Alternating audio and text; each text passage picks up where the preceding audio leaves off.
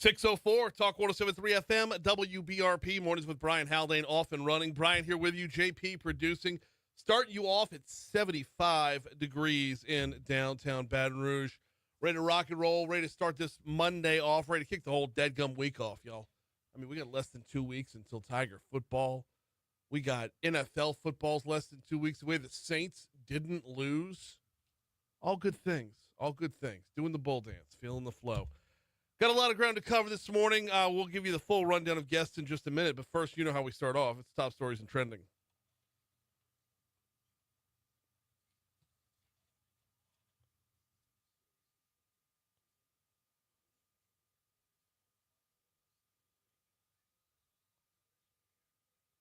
Number 5. Overnight fire is leaving 2 people displaced. Their June Street home burned overnight. The fire was reported around 8:50 p.m. last night. It's on June Street near May Street. Officials with the Baton Rouge Fire Department said the 2 adults in the home made it out safely. They were not injured. Firefighters said the flames were mainly focused on the attic of the house. And there's really no more information available at this time. Number 4. It was an overwhelming scene Saturday as law enforcement, community members, and a number of motorcycle enthusiasts lined Airline Highway and Florida Boulevard as the procession for Sergeant Caleb Eisworth passed. Eisworth's services were at Estruma Baptist Church. Visitation started at 9, funeral at noon. The procession arrived at Green Oaks right around 2 p.m. Number 3. New Orleans Mayor LaToya Cantrell was indicted by a federal grand jury on Friday, making her the first New Orleans mayor charged with a federal crime while still in office. Number 2. Domestic violence deaths are on the rise. In August, there were 3 separate murder-suicides related to domestic violence across the parish within 14 days. District Attorney Hilda Moore says this marks 5 domestic violence-related murder-suicides this year, surpassing the average of 2 to 3 cases. He notes the last time they saw this increase was during COVID. Number 1. Move-in weekend at LSU is officially complete for the freshmen. Thousands of freshmen making their way into their new homes ahead of the fall semester. Students travel from across the country to begin their college journey. Upperclassmen will move in later on this week.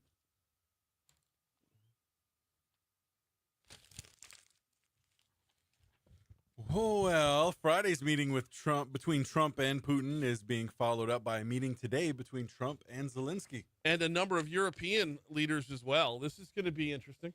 Yeah. I don't know what to take of what happened Friday. And we're going to talk with ABC News' Karen Travers coming up at 6:50. But I don't know what to take of Friday because all the reporting on it makes it sound like it was a win for Russia.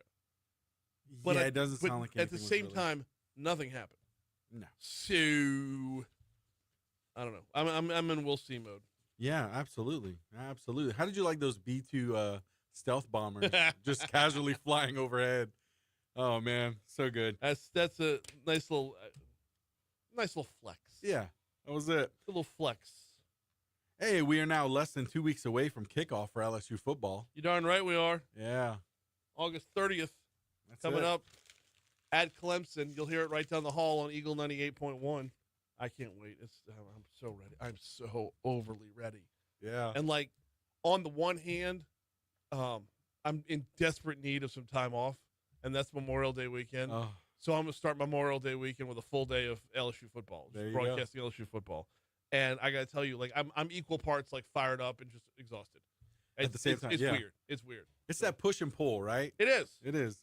Hey, we've got a shark alligator rule story out of the Bahamas yesterday. A 63-year-old American tourist was airlifted to a United States hospital on Sunday after he was maimed by a shark while spearfishing near Big Grand Cay. The extent of his injuries and the size of the shark are unknown, though. So more and more, man. It's getting more and more frequent. And I don't know if it's like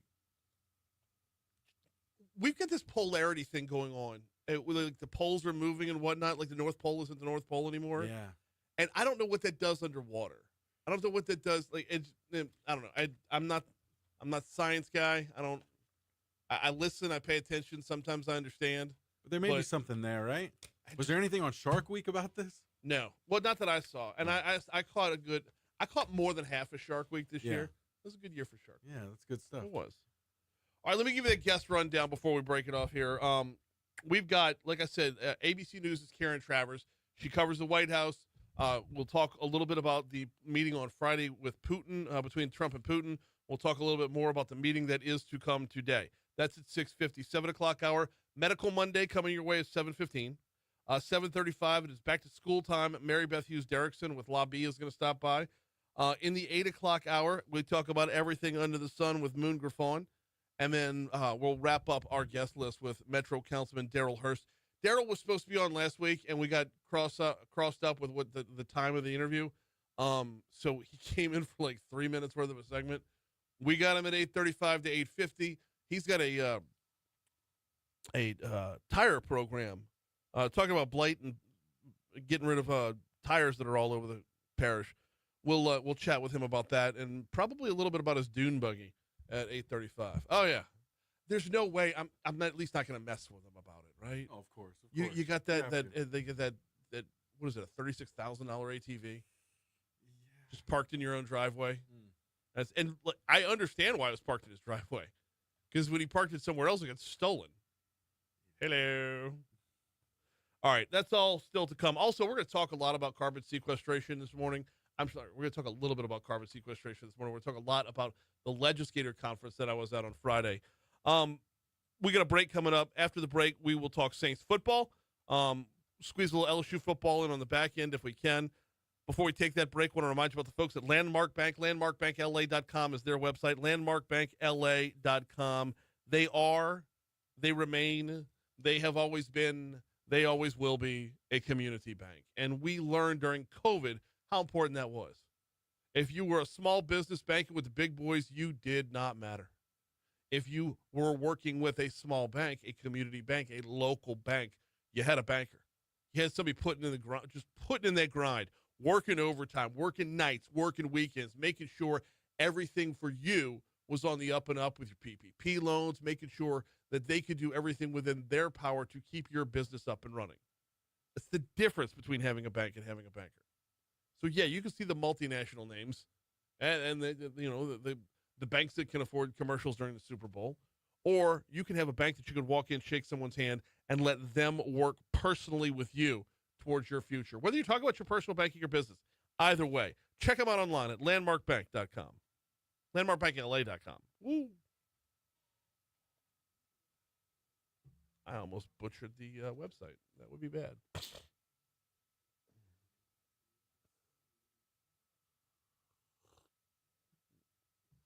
Oh, I have a stack of one-offs today that we're just not going to get to all of. It's just not even going to be close.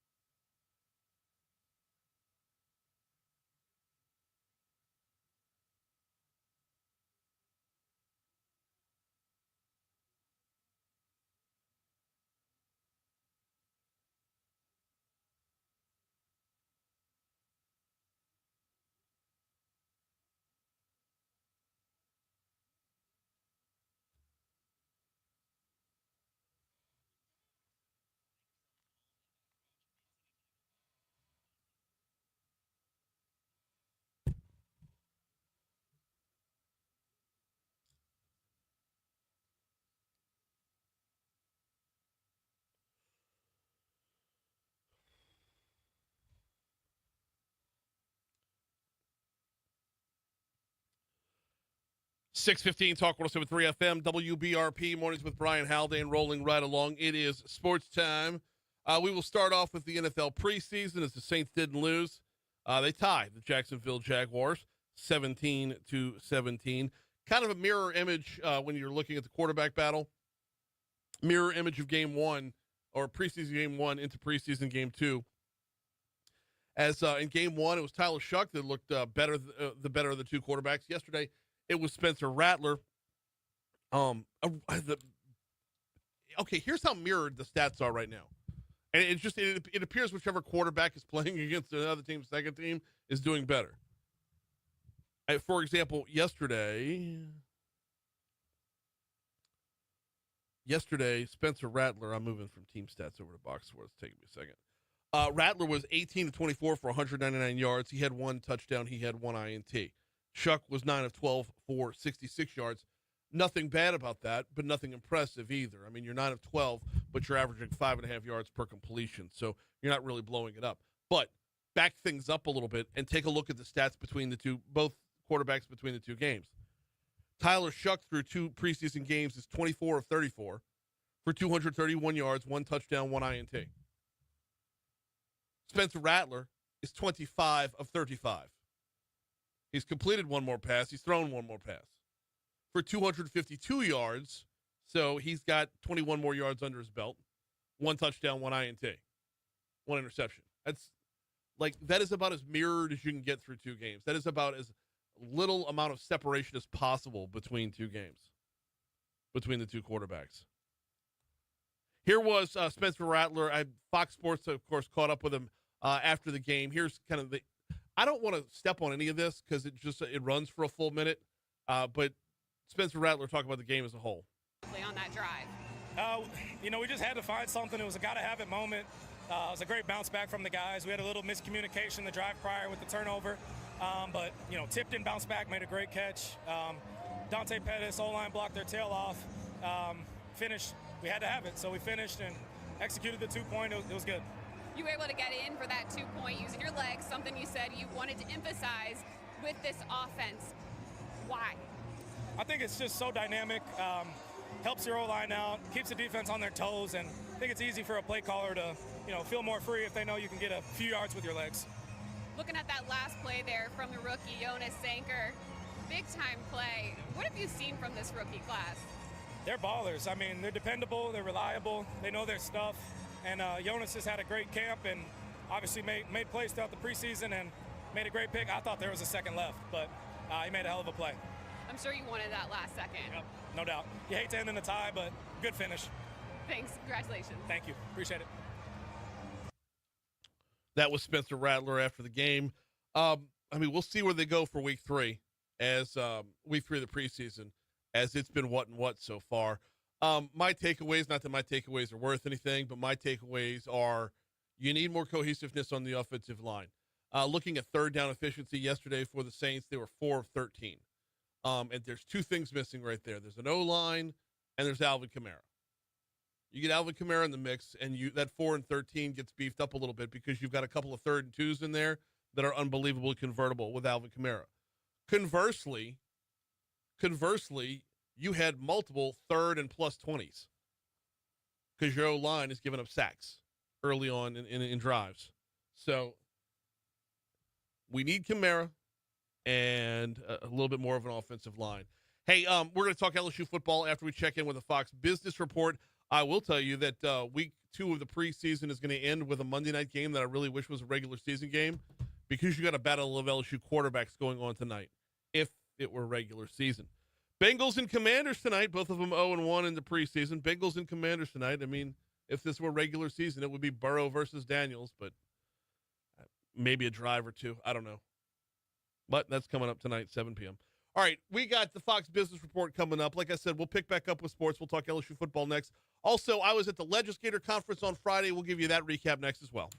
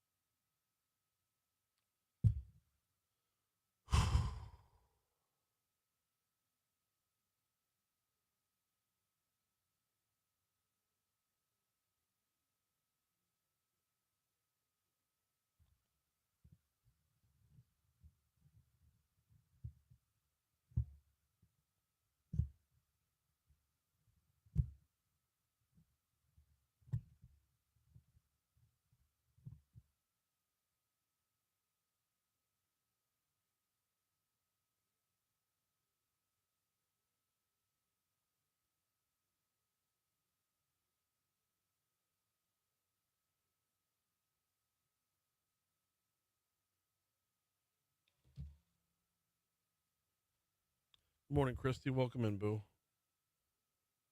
I'm assuming you're there.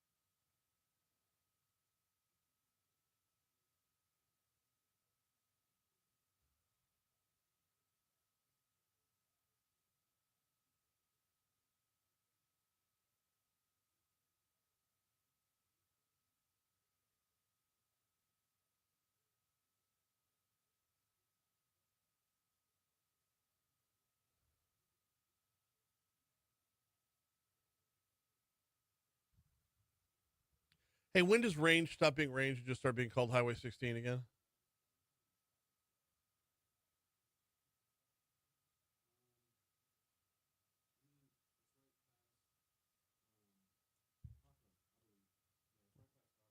Okay.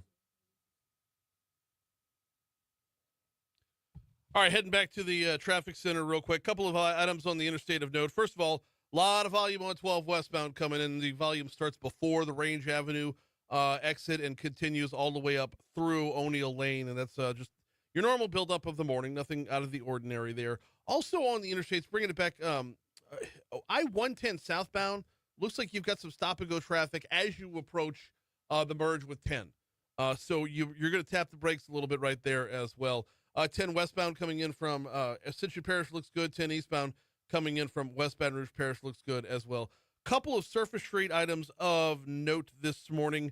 Want to start you off with, wait, hang on a second. Okay, now we know why. I told you there's slowdowns on 10 at 110 southbound coming up as it approaches 10. It looks like there's an accident reported I-10 at the Highland Nicholson exit. So, see, that would affect the bridge, though, more than would affect 110, I think. Either way, expect delays to start to build up as a result of that, as you've got 10 eastbound. Okay, so the accident's 10 eastbound, so you are going to start to see delays build up on the bridge for sure. Hopping off the interstates, we've got an accident. I'm sorry, we've got an accident with injury. Government Street at St. Rose Avenue. Up in Central, there was an accident. It's been moved off the roadway. Greenwell Springs at Hubs Road. And out in Denham Springs, I don't have a cause of what's going on here, but it's looking like Range at Lockhart, or is that Highway 16 at that point? Range at Lockhart? Yeah, It'd be 16 at that point. I don't know when Range stops being Range. I think it's past the Cockrum. Same road. Okay. Yeah. So Lockhart is past Cockrum? Yes. Okay. Well, if you're on Lockhart headed westbound, you're going to find some pretty major delays. And if you're on Highway 16 headed southbound, starting all the way back by Arnold, all the way up to Lockhart, it's slow going in both of those directions as well. I imagine there's something going on in that intersection of Lockhart and 16. That's your look at traffic from the Talk 107.3 Traffic Center.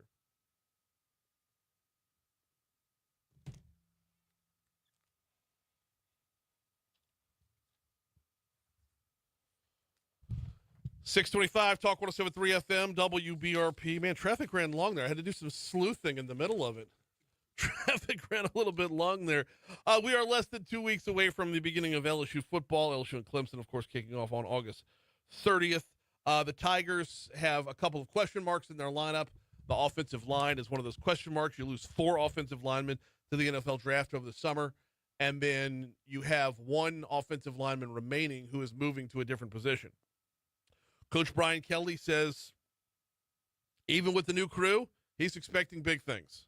Look, I've coached, for a long time. Had a lot of guys in the NFL, a lot of first-round draft picks. I think I got a pretty good eye for what an offensive line looks like. This group is going to be really good. We don't have a Will Campbell, right? He's the 5th pick in the draft.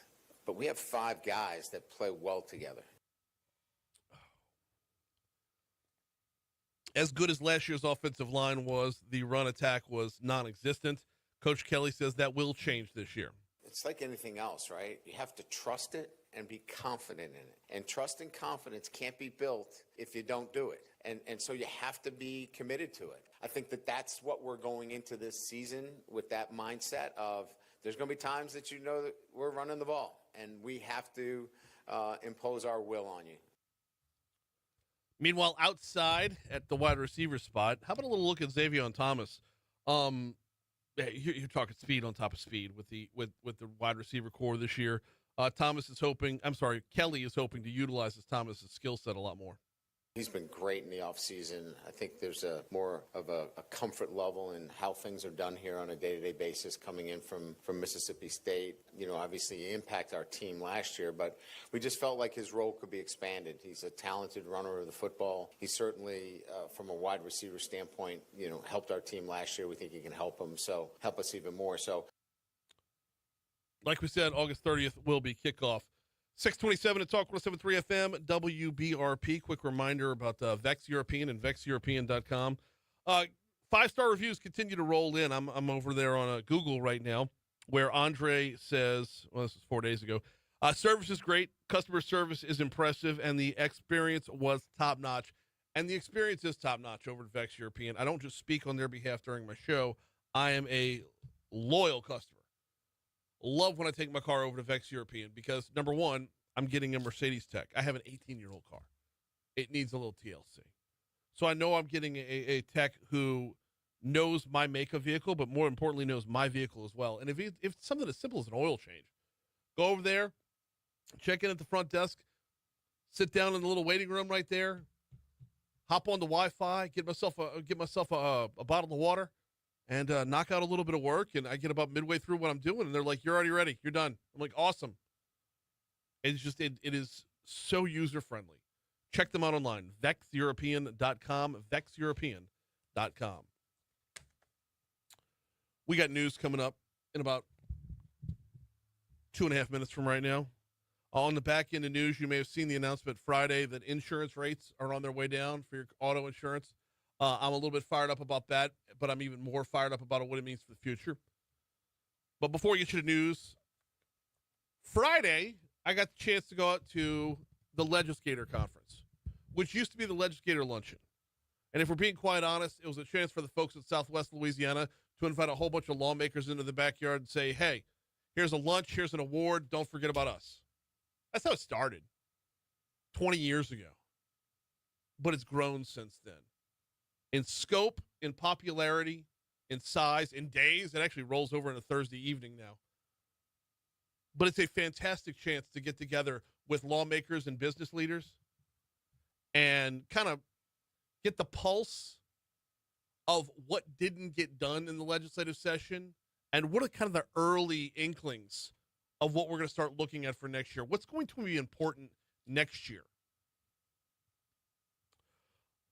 The folks over at Industry Makes sent me out there. Check them out at industrymakes.org, industrymakes.org. I could not be more appreciative of the opportunity, too, because it just, when you're able to get outside of the studio, here inside these four walls, we can have our takes, we can have our opinions, we are connected to the internet, and that's great, right? We have all the quote-unquote information. But to have one-on-one conversation with folks who are in it, who are doing it, who aren't just talking about it, it's next level. It's next level. I love going to Washington Mardi Gras because I walk away from Washington Mardi Gras knowing what the legislative session is going to be all about. This is kind of a precursor to that. And I'm going to leave you with these words as we got 10 seconds until news, traffic, and weather. Carbon sequestration, carbon capture is about to really, really ramp up. Be ready for it right here. Here's news.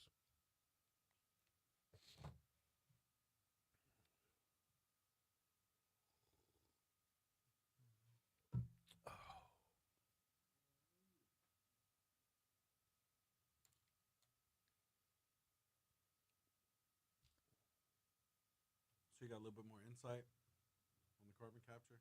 Oh, yeah, a lot. A lot. And I'm going to tell you right now, we're going to F it up, and Texas is going to get bigger and better. Typical. I talk with 3 different legislators who are so dead set against it for reasons that don't matter.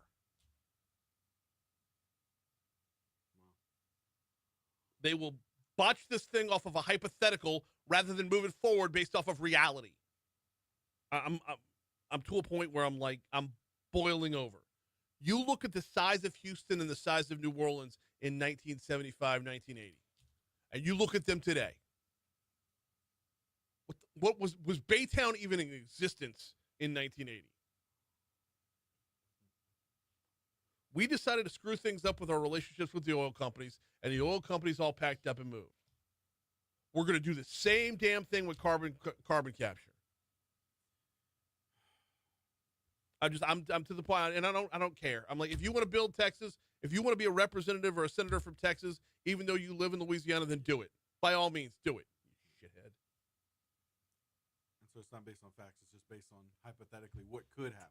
State Senator Chuck Owen is scared to death of eminent domain. He doesn't want his property taken away. He doesn't want his constituents' property taken away. It's not going to happen. No part of the carbon capture process involves taking land away from people. But that's his big fear. Who did I have on the show? Represents Lake Charles. He was on at 7:35 on Friday.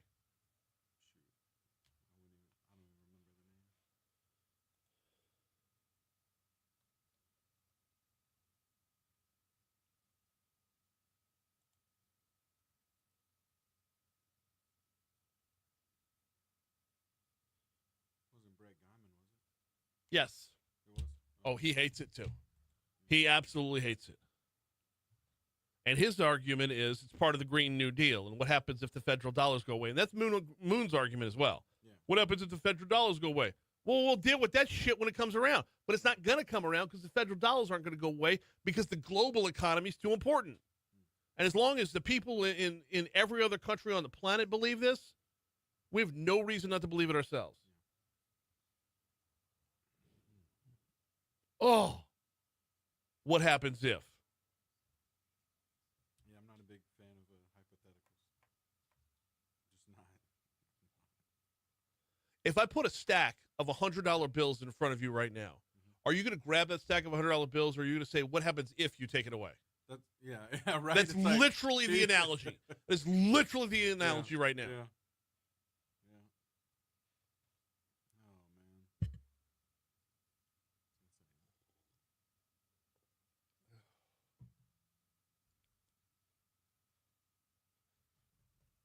Maybe there's just too many voices who don't necessarily know what they're talking about that people are hearing from.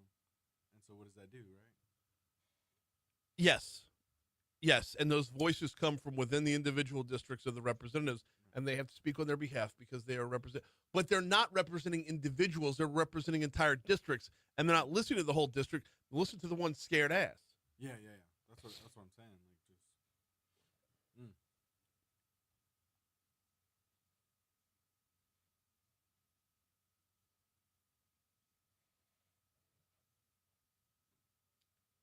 Working on putting together a Katrina show. Yeah. A lot of this could be pre-recorded. But it's also the day before LSU football. So I don't really know what to do right now. Yeah. We talked about it the first 2 hours. Yeah, maybe the I last know, hour. I know. But like Do you feel one like of the it's just LSU kind of like, okay, now that that's out of the way. I want part of the show needs to be Flester up there, Flynn and Hester. Lester. That's what they call it. They just talk about nonsense. It's flustering. I need to get them on, but they're on the air 7 o'clock hour and 8 o'clock hour. So I would have to go LSU in the first hour, and then Katrina, and then back to. I don't know. I'm gonna have to just pick one and go with it. But I already know I've got at least 2 interviews lined up on the Katrina front. Well, that should make for a good show.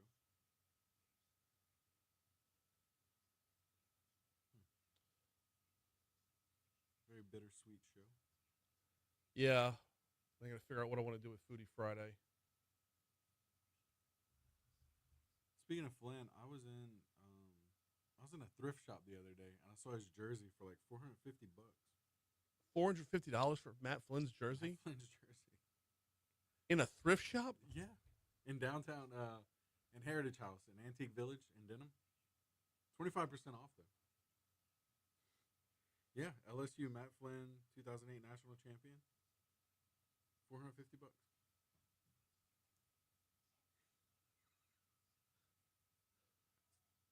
I mean, you know, he's a national champion. I think it was next to Shaq. He's a national champion. He's an NFL. You know, he holds the Green Bay Packers record for most passing yards in a single game. Oh wow! You know, you look at the quarterbacks that have come through Green Bay. That record doesn't belong to Brett Favre. It doesn't belong to Aaron Rodgers. Single game passing yards belongs to Matt Flynn. That's really cool. Yeah. That's what's up. But like $450. When like, come on, man, you want to wear Flynn's jersey? There's 3 of them in the hallway right now because they're painting the office. I should just go raid that office. Like, this is Matt Flynn's office chair. This is Matt Flynn's desk lamp. Oh man, but it'd be cool to have those two on. That's gonna be good. It's gonna be good stuff. We're gonna rotate between them during the season. It's gonna be great. Like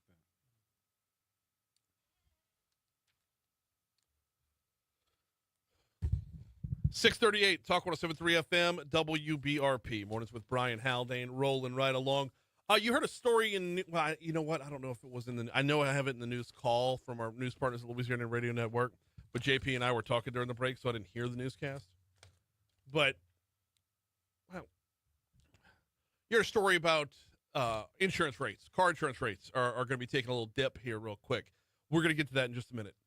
First, though, we want to check out in the tropics what's going on, and it looks more and more like Aaron will not be a problem for us. It looks more and more like the core of Hurricane Aaron will not make landfall. When looking at Hurricane Aaron, who right now has maximum sustained winds of 125 miles an hour, the also famous cone is going to have Aaron turn north, remain a major hurricane through probably through Wednesday. And just as the East Coast takes its curve, Aaron's going to take the same curve, staying away from Georgia, away from South Carolina, North Carolina, and then turning further eastward out into the Atlantic from there. That being said, they will still see effects of Aaron on the coast. In fact, probably start seeing effects pretty soon. Yes, the Bahamas are going to get rocked pretty good because it is a major hurricane and it's not far away. But as Aaron moves forward, you can look for storm surge and bigger waves and higher winds and such throughout Florida over the next couple days. So you won't see, it won't be like, Jim Cantori footage, but definitely there will be effects along the coast in terms of storm surge and the like. But the good news is, as Aaron turns northward, likely won't be a problem. Well, won't be a problem for us. Likely won't be too much of a problem for the East Coast either. What I'm looking at, though, and the one that has me worried, is what's behind Aaron. And we're a couple days behind Aaron, but there is a disturbance that as of right now has a 50-50 chance of becoming a named storm. And its path is similar, but starting off further south. And once it gets to where Aaron is right now, I don't know that it's going to have the same steering currents. But right now, there's a tropical wave located over the eastern tropical Atlantic, producing disorganized showers and thunderstorms. Environmental conditions appear conducive for gradual development of the system, and a tropical depression could form during the latter part of this week. The system should move westward to west-northwestward at about 20 miles per hour across the central tropical Atlantic and approach the vicinity of the Leeward Islands towards the end of the week. That's the one I'm looking at right now. It's in orange, according to the National Hurricane Center. They go yellow, orange, red. I think over 60% is when it goes red. Or once it actually becomes a named storm beyond that. But yeah, it's a good ways across the Atlantic right now. It's not even midway across the Atlantic right now. But it's looking like over the next couple days, a chance of growing, definitely moving towards us. Not sounding off alarm bells yet, just letting you know it's out there. Of course, we got the Demco Storm Watch page at talk1073.com if you wanted to check anything out there, to follow all of the action. And of course, also, as things get closer to us, we do ramp up our various states of emergency, which we're nowhere near that yet, but with one eye on it. That's hard to ignore. Oh, by the way, if this next one becomes a name storm, its name will be Fernand. Fernand. Like Fernando, but without the O. Fernand. That's where we're at. All right. It's 6:42 at Talk 107.3 FM, WBRP. I got to manage my time because we want to maximize our time with Karen Travers after Your Money Now. So, real quickly, let me remind you about the folks at Mathern's. I know LSU's first game is on the road, but when that second game comes back home, you know your stop on game day is at Mathern's in the Nicholson Gateway Shopping Center directly across the street from Tiger Stadium. If there's anything you forgot for your tailgate, they've got it for you there. If you bounce between tailgates, stop off. They got food being served up, food being sold. They've got they turned the salad bar into a beer bar. It's pretty impressive. And oh, by the way, if you wanted your tailgate catered, they can do that too.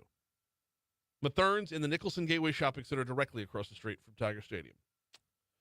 So, as reported by our news partners at Louisiana Radio Network, the auto insurance market might be improving.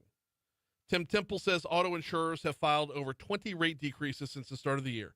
Says 14 of those decreases were for more than 1%. What I wanted to point out is, one, we are experiencing decreases as a result of what the industry is highlighting as a reduction in accident frequency. I want to applaud the insurance commissioner for making that clarification. How easy would it be for him to dance up and down the hallways saying this is because of the leadership of our legislature and me lobbying them? How easy would it be for him to say everything you guys did is starting to pay off right now? But having that clarification saying, no, the work we did, it's still going to work. It just hadn't gotten here yet. This is for something else. Just to not cross those streams for an elected official is unbelievably disciplined. I mean, we saw a lot of legal reform within the last legislative session. We want more. We always want more. You got to keep your foot on the gas, or else you fall behind in the race. But this one is more about the reduction in accidents and not the movement by the legislature.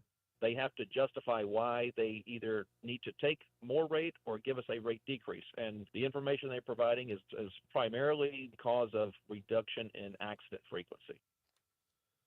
So who's dropping and by how much?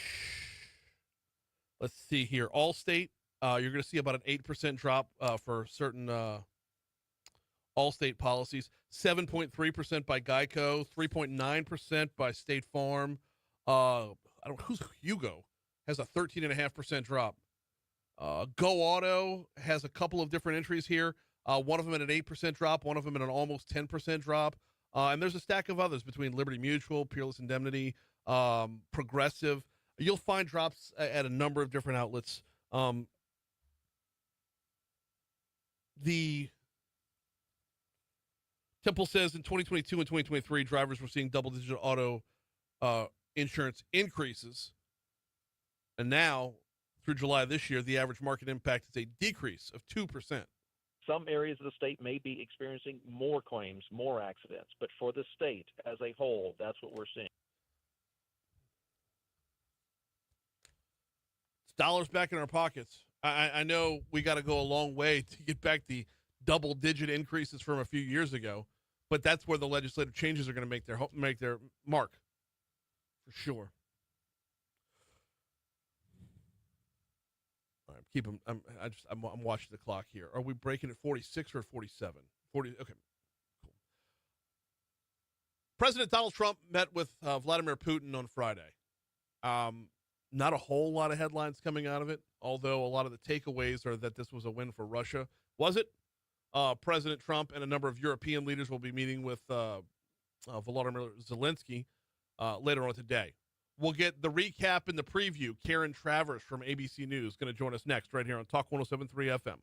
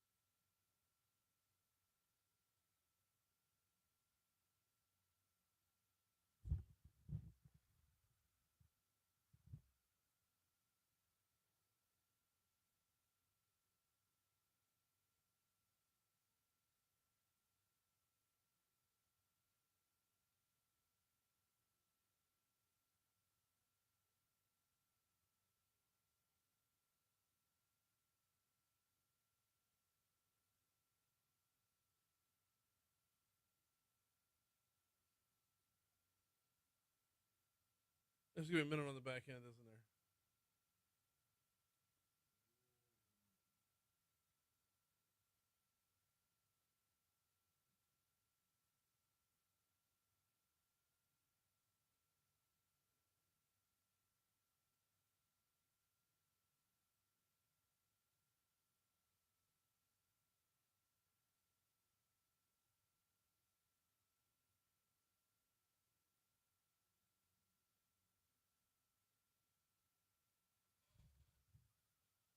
We're all right. I got promos to do.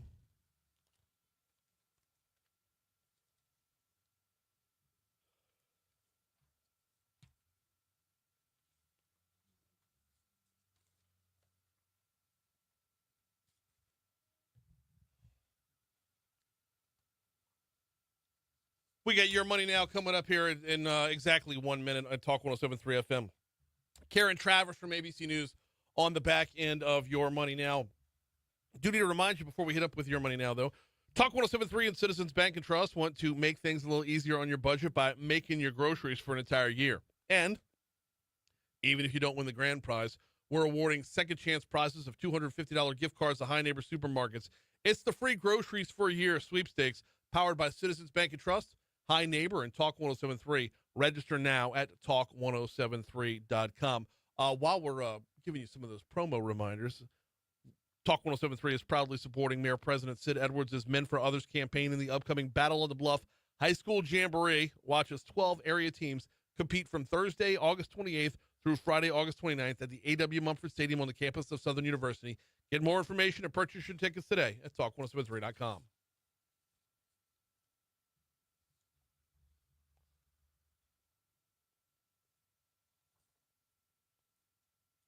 There she is.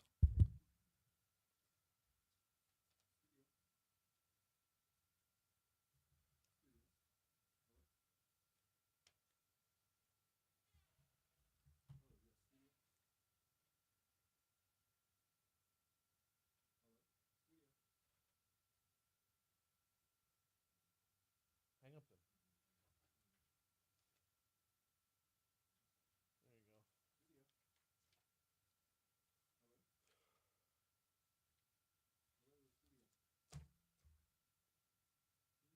There you go.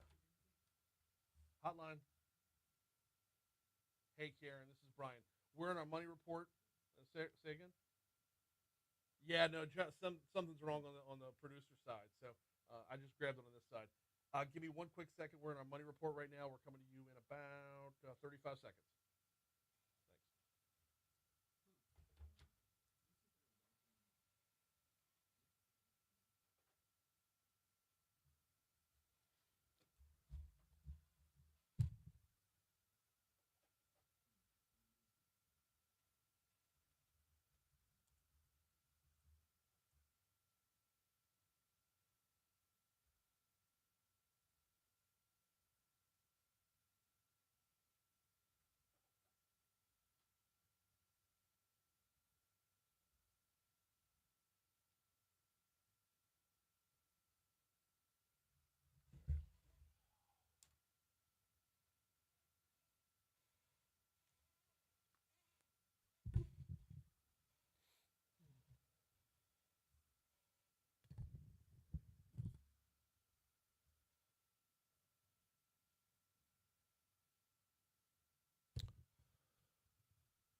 652 Talk 107.3 FM, WBRP, mornings with Brian Haldane, rolling right along. Coming up at the top of the hour, ABC News will have the latest on, the recap from Friday and the preview for today with President Trump and the Russia-Ukraine battle. So we're going to get a preview. Before that, we got Karen Travers on with us. Karen is ABC News' White House correspondent. Welcome back. How are you this morning?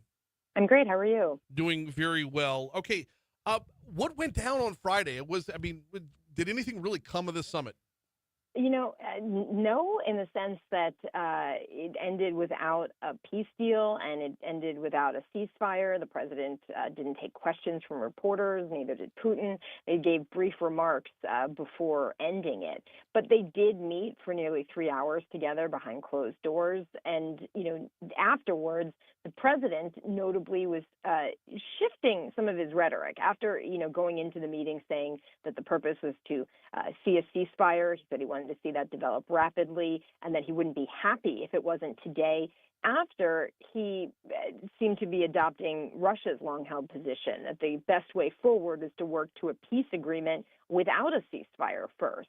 And that is not what Ukraine wants to see. It's not what European leaders want to see. So that will likely be a big topic of conversation today. And they're putting pressure, most likely, on the president to get back to the Ukraine position on this. The president, though, last night in a social media post said that it's essentially up to Zelensky to end the war. He said Zelensky can end it almost immediately if he wants to. That is indicating that he is ramping up the pressure on the Ukraine side after meeting with Putin on Friday. So, I mean, the difference here, like just in general terms, a ceasefire means pause, a peace agreement means stop. So it's always easier to pause and unpause than it is to get to a more deep-rooted solution. That being said, the quicker this thing is resolved, you have to assume the more Zelensky is going to have to give up. I think the important thing here is that we heard from Marco Rubio, the Secretary of State, yesterday on ABC, who said, we're not at the precipice of a peace agreement. We're not at the edge of one. He said that, there's still a long ways to go.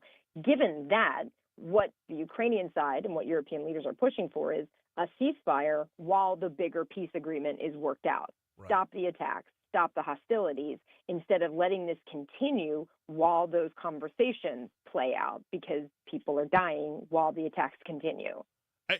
You kind of opened up where I was going next, and that is, what is the role of the other European leaders in the room? Is it more, is this as simple as peer pressure? Yeah, perhaps these are leaders the president has good relationships with. It's a significant sign of support for Zelensky to be there today with the French president, the German chancellor, the British prime minister, the Italian prime minister, the NATO secretary general, and the president of Finland, coming in with these heavy hitters from Europe, but also people who the president has good relationships with. He respects several of these people. So we'll see if that changes the tenor of the meetings, very different perhaps than when Zelensky was here back in February in that very explosive Oval Office conversation. That's where you're like reading my notes, Karen. Karen Travers from ABC News is on with us. And yet, let's rewind back to the last time Zelensky was here. He cannot walk in with that same mentality, or is this a matter of he's going to be met with a different mentality? We'll see. I can't predict anything. We'll see. But I think the fact that he's coming in with several of these European leaders, I think indicates that he is ready with some backup support, that, he doesn't want to see a repeat of what we saw in February. And this is an effort to try and convince the president to get back to the Ukraine and European position on how to end this war. Last one before we get you out of here. Is there any reason to believe that we will see anything significant until Putin and Zelensky sit down? Or conversely, is there a scenario where Putin and Zelensky ever sit down together? There was talk of it last week from the president, but the Russians said that didn't come up during the conversations with Putin. I think we have to see how things go today. She is ABC News' White House correspondent, Karen Travers. Thank you so much for a couple minutes this morning. Have a great day. Thanks. You too. Absolutely.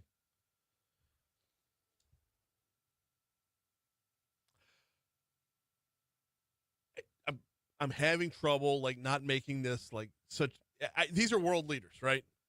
You have the president of the United States, the head of the free world. You have Zelensky, who has been punching out of his weight class for a really long time now. Eventually, your arms have to get tired. And then you've got a whole bunch of other European leaders that are going to be in the room saying, come on. Come on.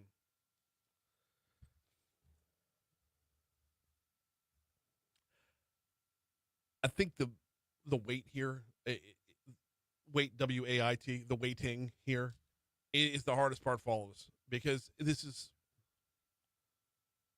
been going on for far too long. You got the British Prime Minister, the German Chancellor, European Commission President, all going to be in, I believe, did Karen say the Italian Prime Minister as well? All could be in the same room with Donald Trump and Volodymyr Zelensky. And the president posted out on Truth Social about big progress is coming. I don't know what that exactly means at this point. It's been so back and forth for so long. And look here, this is why we don't talk about the international stuff very often. Number one, there's outlets for that, thousands upon thousands of outlets for that. And number two, the intricacies of what's important to who. I'd rather bring it back home, which is exactly what we're going to do. We got ABC News coming your way in just a minute. On the back end of ABC News, we'll have traffic, we'll have weather. We will have our own top stories and trending to start off hour number 2. Also coming up this hour, next hour, we got Medical Monday coming your way at 7:15. I love our partnership with the folks over at Our Lady of the Lake. They hop on board every Monday, just about every Monday, for Medical Monday. Talk about a different medical topic, and most times it is fascinating stuff. I learned something just about every installment. Also coming up in our 7 o'clock hour, Mary Beth Hughes Derrickson from the Louisiana Association of Business and Industry going to hop on board at 7:35. It is full swing back to school time. What's that looking like overall? A lot of changes this school year. We saw our nation's education secretary, Linda McMahon, roll into town last Monday. We're kind of in the national spotlight right now. How do we handle it? Those are both coming up next hour. And, of course, in the 8 o'clock hour, Moon Griffon at 8:15 and Metro Councilman Darryl Hurst at 8:35. Right now, though, we are ticking up towards the top of the hour right here. Do I have time to? Yes, I do. I shouldn't ask if I have time to promo before I found the dadgum promo. There it is. Download the free Talk 1073 mobile app. Find out what you missed each day at talk1073.com and watch us live on Facebook and the Talk 1073 Baton Rouge YouTube channel, all courtesy of Lake Urgent Care. Lake Urgent Care, walk-in care. Speaking of Facebook Live, we are live there every single morning. That's where our chat's going to continue as we hit news, which is coming up right now. Hey, Facebook, I totally just lied. Our chat's not going to continue right now because I have to run upstairs to grab my notes for Medical Monday. So, JP's got it. Yeah. All right.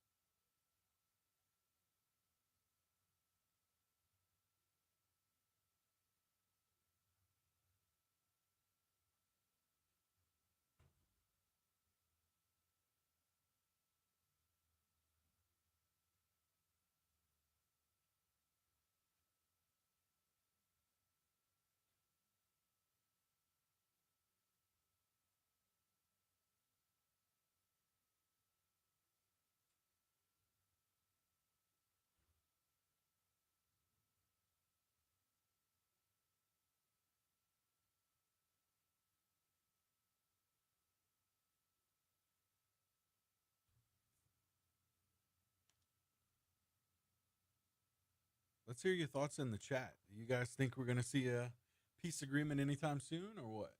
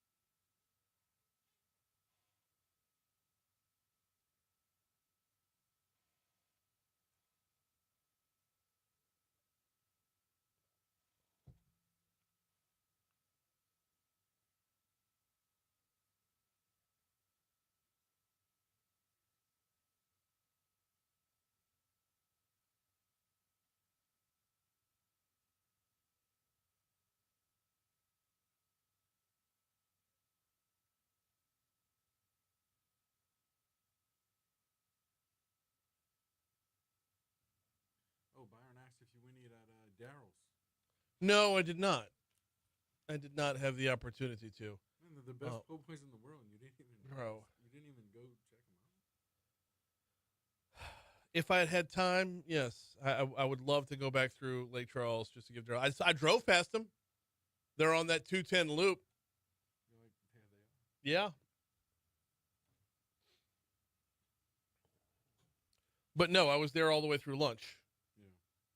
I had myself a nice low bearish filet mignon. I was gonna say that it had some. It was all right. Yeah, it was all right. But no, I had to haul ass back to Baton Rouge. I had another meeting to get to that I was supposed to get. I was supposed to be back here for 4:00 and missed that deadline by a mile. Miles, I should say, because it was a monsoon the whole drive home. And you mix a monsoon with interstate construction. Brutal.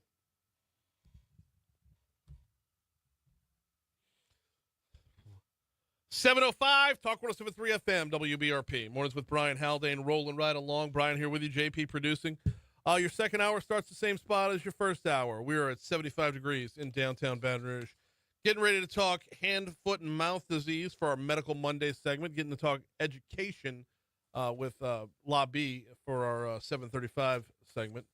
But before we get to anything else, we start off the hour with top stories and trending.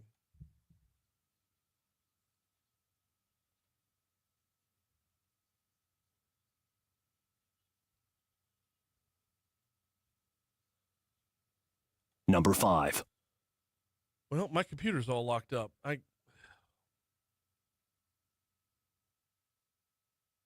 Give me 1 second. I apologize. This has been going on since I ran updates.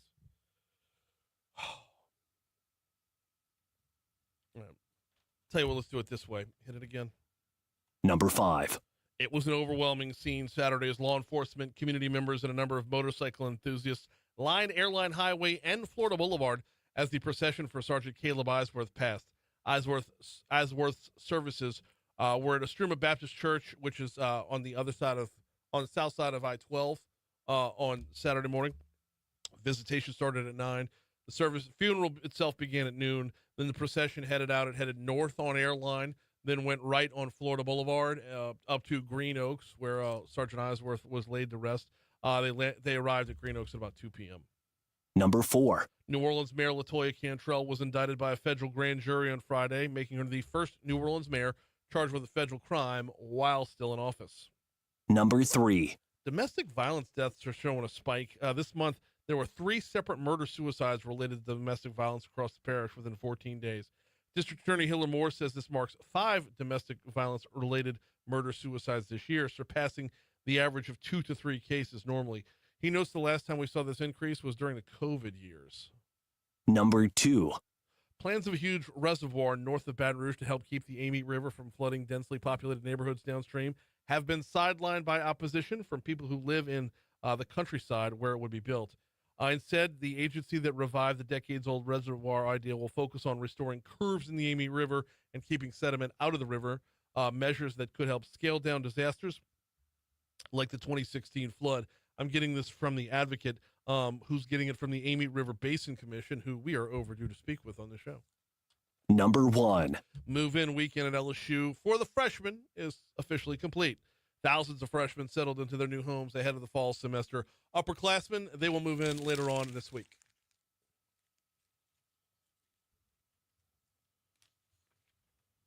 Gotta love move-in weekend. There's something now that I'm part of a move-in weekend. I love a move-in weekend. Do you? I love going to Okay. So we moved Carrie in a couple weeks ago, right? Right. Yeah, she took a program that got her started earlier. But wherever you were in Baton Rouge on Saturday, like you saw an LSU dad T-shirt, you saw an LSU Good mom stuff, yeah. T-shirt. You would see like the entire family wearing LSU T-shirts. That if you're not on game day, it's move-in weekend time for that. That's right. And oh, by the way, the move-in weekend, boys versus girls is the difference between shooting a bullet and throwing it. Oh my word! You move a girl into a dorm room, that takes effort. That takes effort, sir. I bet. Yeah. Oh my word! And no matter how, oh gosh, I'm gonna get in trouble right now. No matter how many times I told my wife and daughter, minimalist. Only the barest of essentials. Right. Is a bed skirt an essential? Everything's essential, though, No, right? Everything. Not all essential. No, to a girl. 15 different. I got 3 like, girls, so yeah. everything's 15 essential. different pieces of furniture you're going to squeeze in a 400 square foot room. Go for it. Oh man. For a boy, you got a bottom sheet and a poster. A bottom sheet, a pillow, and a poster. There's no pillowcase. And maybe. best of luck. Yeah, That's it. Awesome. Hey, Friday's meeting between Trump and Putin is being followed up by a meeting today between Trump and Zelensky. And a number of European leaders. We just right. talked with Karen Travers about that in our last hour. That audio will be available on demand at talk1073.com as soon as the show is over with today. That is right. And also, we are less than 2 weeks away from kickoff for LSU football. Pumped up? Excited? Hesitantly excited, yes. Clemson's a beast, man. Clemson's a monster, or at least they're supposed to be this year. LSU's putting they're pushing a lot of chips to the middle of the table here. That's, and I don't, a lot of emphasis on this one game because they've lost, 5 straight season openers in a row? Okay, yeah. Like the last 2 under Ogeron and then all 3 of Kelly's. So a lot of emphasis on game 1. But, do you really want to push that many chips in on game? Because what happens if you lose? You can't walk away saying it was just another game. But because Brian, that's the hypothetical, man. We don't want the hypothetical. No, I understand, but okay, the other part of the hypothetical is what happens if you win. Right.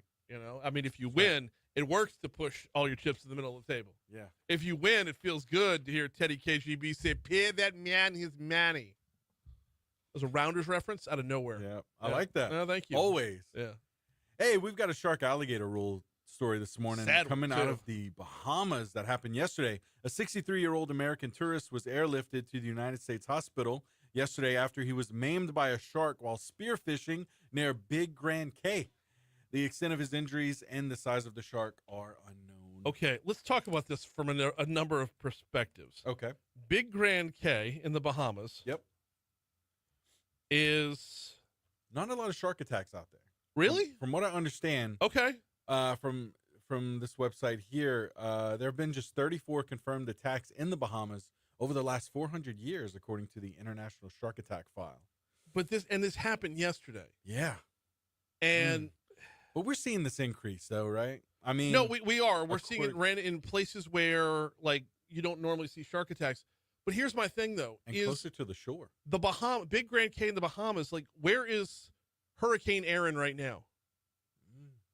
So this guy woke up yesterday morning and said, "I'm gonna get some spearfishing in before 125 mile per hour winds roll through." Yeah, around 1 p.m. 1 p.m. is when he got airlifted. Okay. Yep. So at this time yesterday, Aaron was a little further out yesterday. He had time to get it in, but you had to start seeing effects of surge and whatnot, choppier waves and whatnot. Maybe that boat's not gonna stay as sturdy as you think it is before you hop into the water with your spear. Oh, I don't get it, man. But all the best to the guy. Oh, I know. What? Yeah. We are of course hoping for that. 713 Talk 107.3 FM. We got Medical Monday coming up next. Do need to remind you about the folks at NeuroJust. Check them out at neurojust.com. What is NeuroJust here for? Treating anxiety and depression, and it's a new approach or a different approach to treating anxiety and depression. This approach is called transcranial magnetic stimulation, aka TMS. It is FDA approved. It is non-invasive. They use magnetic pulses to stimulate areas of the brain involved in mood regulation. If you are suffering from anxiety or depression, you know about that constant fight or flight mentality and how debilitating and exhausting it can be. Well, TMS helps people with treatment-resistant depression who haven't found relief through therapy or antidepressants. And they've got the results here. I mean, they've got receipts to show it. TMS has shown response rates of 70 to 80%, remission rates of 60 to 70%. Want to learn more? Hit up neurojust.com, NEUROJUST, neurojust.com.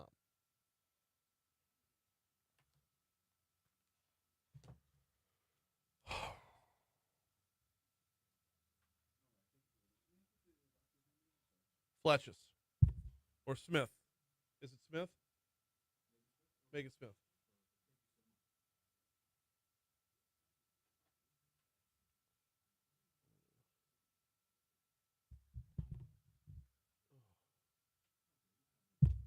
Yes, we have.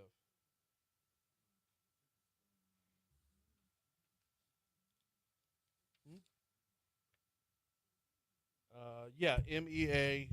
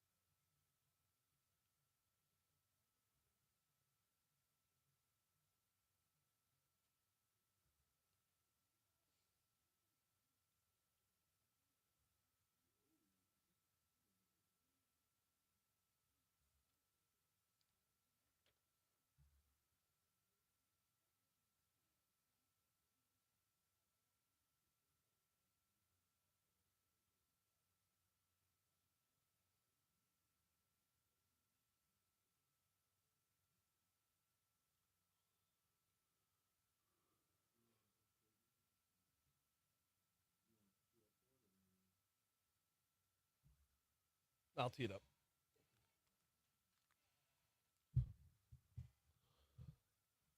716 Talk 1073 FM, WBRP, mornings with Brian Haldane rolling right along. A full week of school is in the books.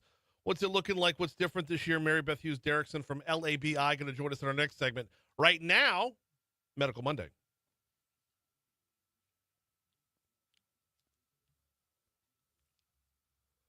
And today we're talking about hand, foot, and mouth disease, a common childhood illness that can quickly spread throughout homes, daycares, and of course, as it is back to school, it can spread through schools as well.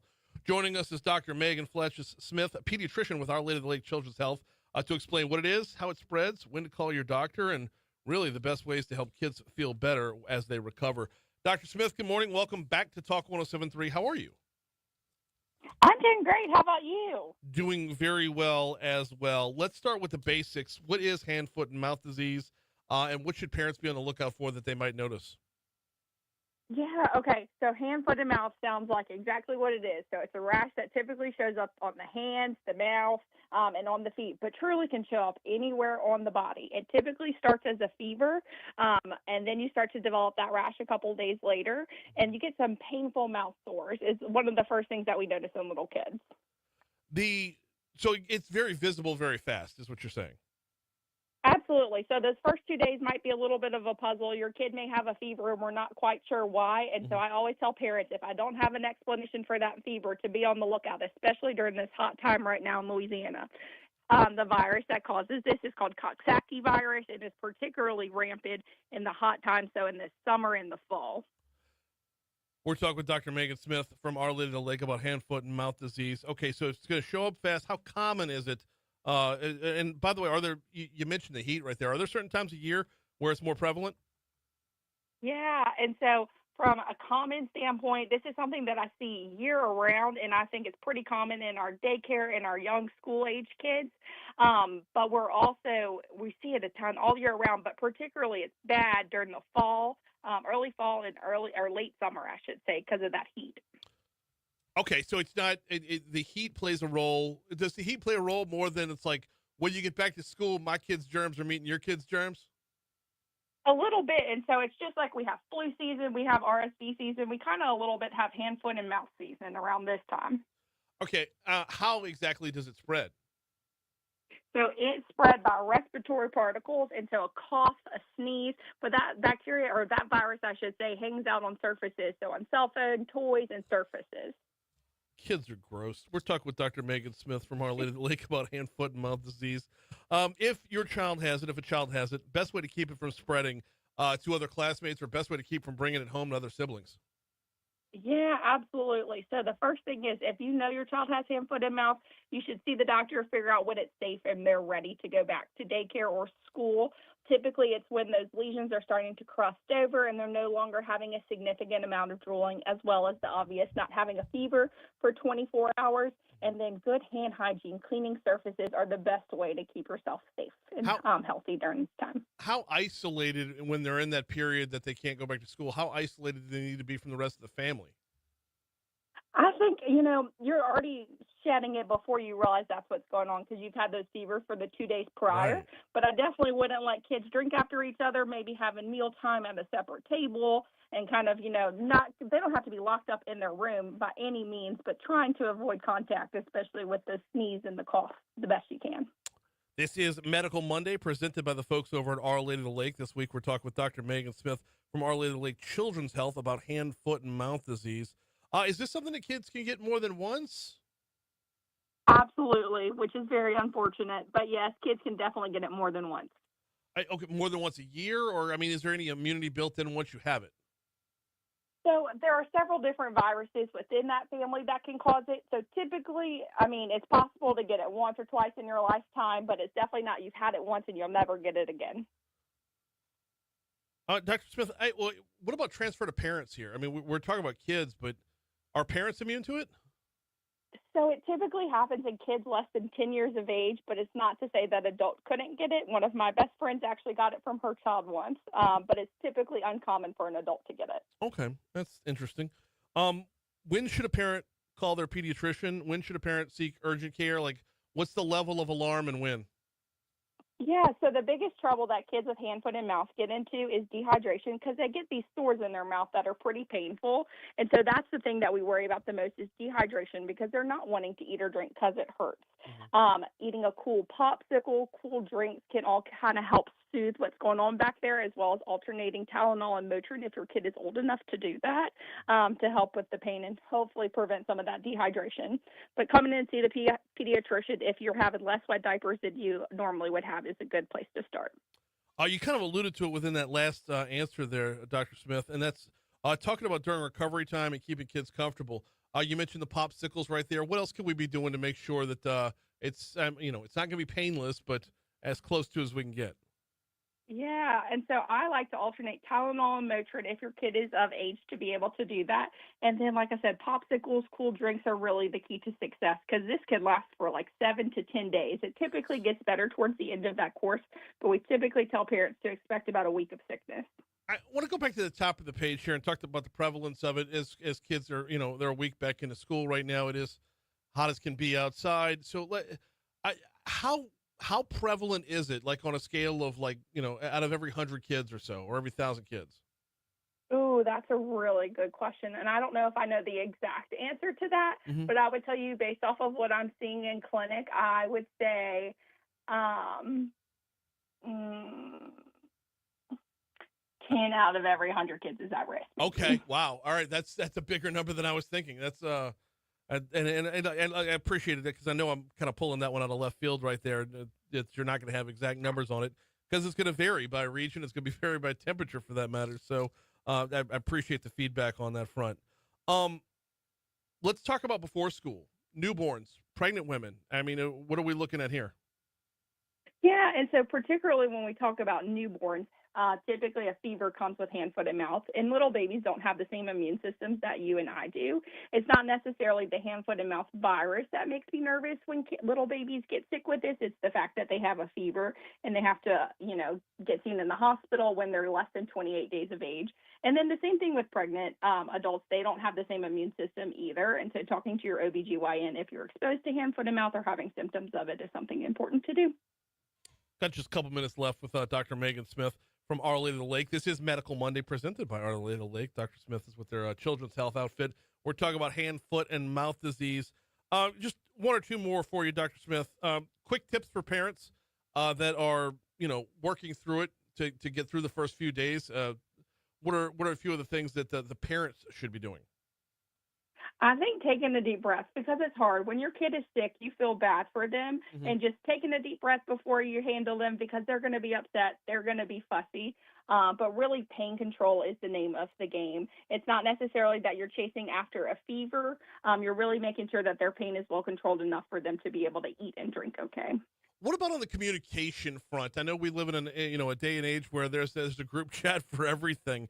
Is this something that parents should be letting other parents know about?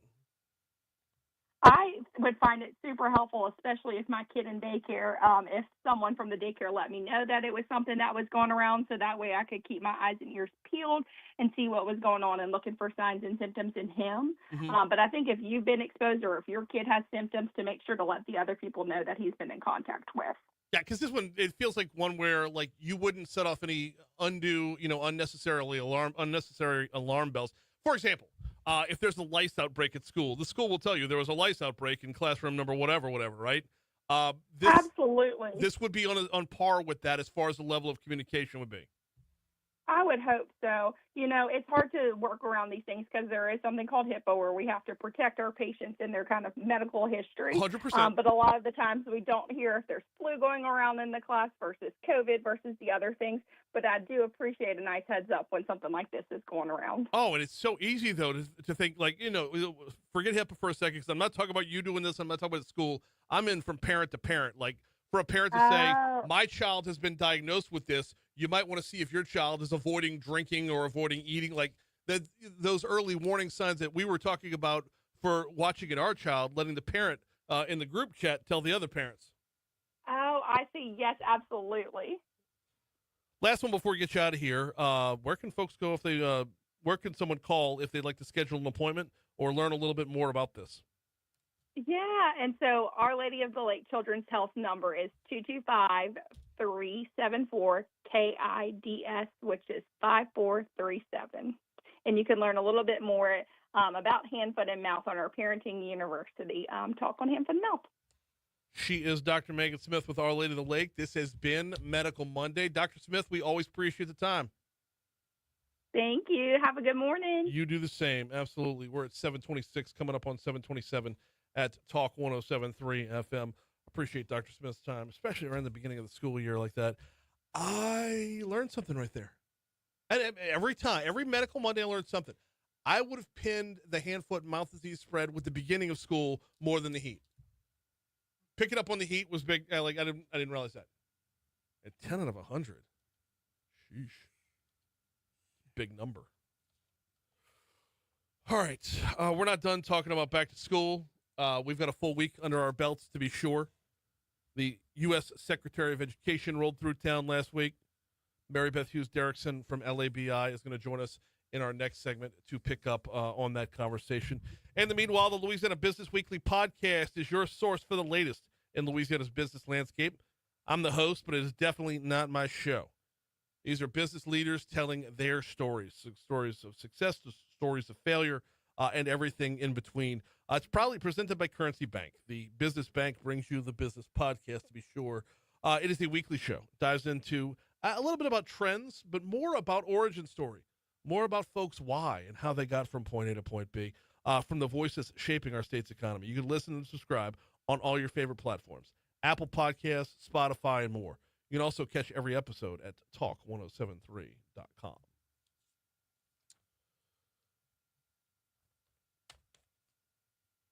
It's 7:28 at Talk 107.3 FM. While we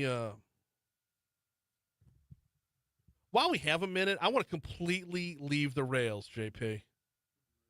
All right, you ready for this? I'm ready. Okay. Question. Is the ballpark proposal a lame idea? Lake Urgent Care brings you our Facebook Live every single day. I need responses on this one big time, y'all. I know I'm stepping out of bounds completely, but we're heading into our news break. I want to talk about this over on Facebook Live. Is the ballpark proposal a bad idea? And if it go ahead. No, you go ahead. If it is the in-game wedding better or worse?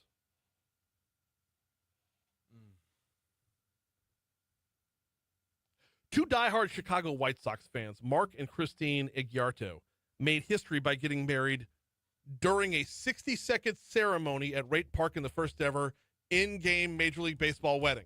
Okay. All right. The wedding was officiated In by 60 Ron seconds? Kittle, 1983's AL Rookie of the Year. He was wearing a White Sox jersey that said Reverend Ron on the back. Both the bride and groom also received custom jerseys following the ceremony. In-game wedding, yes or no? Let's talk over on Facebook Live. I have thoughts. I have so many thoughts on this. And I can't wait to hear other people's thoughts. Same. It's hop in the chat. The glorified crew over on Facebook Live. I know they're already chomping at the bit to get at this one. We will talk about an in-game wedding. You know what? Mary Beth is a huge baseball fan as well. Oh, okay. Yeah. So Segue into that. This might spill over into the next segment. Like that. Yeah. In fact, she's I don't think we can still call her a newlywed, but like the wedding's still fresh enough. This might kick this back to school stuff out of the way. All right, 7:30 coming up on 7:30. We're at 7:30 coming up on news. We'll start with ABC. Before we hit our local news, traffic and weather, Mary Beth Hughes Derrickson from LABI joins us next.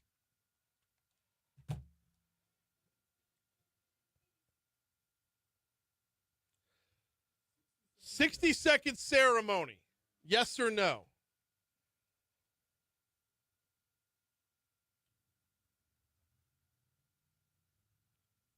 Like, how legit is that there? I don't know.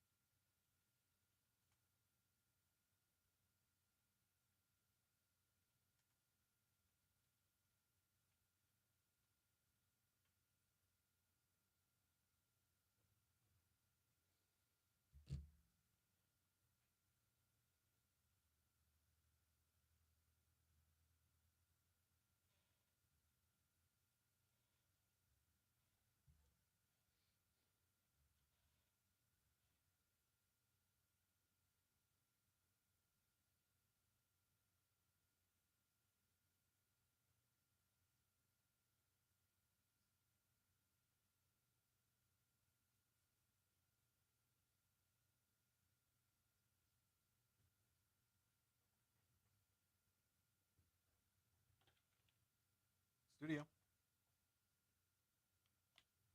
Hi, good morning. Yes, ma'am. We'll have you up here in just a few minutes. All right, thank you.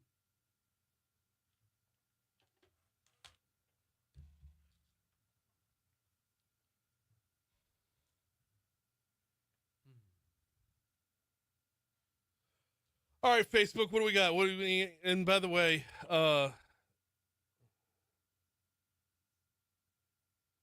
hang on, let me give my next guest a quick heads up on how I'm going to derail the segment before the segment even starts.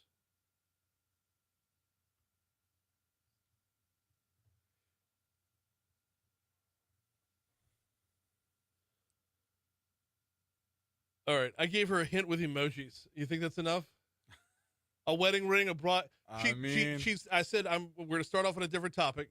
She said baseball. She had baseball emoji question mark. I said yes and wedding ring, bridegroom. That's fine. All right. I think that's enough of a hint. We're going to leave her guessing right there. What does my Facebook? Let's go.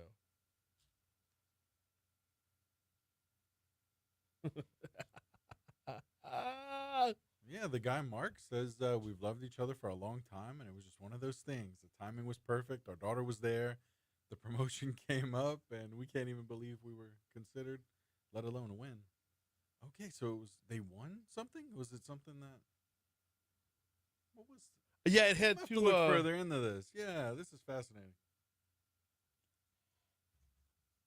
Huh.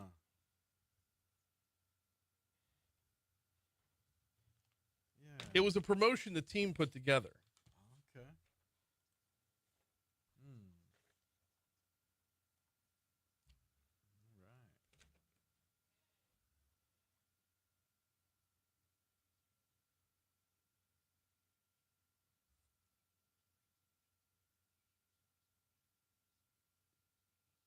Who's that? Colonel Sanders that married him? Ron Kittle, Oh yeah. the 1983 Rookie of the Year in the American League.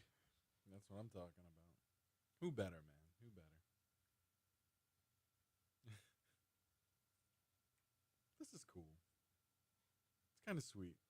Is it? I mean, I'm torn. I'm torn like, because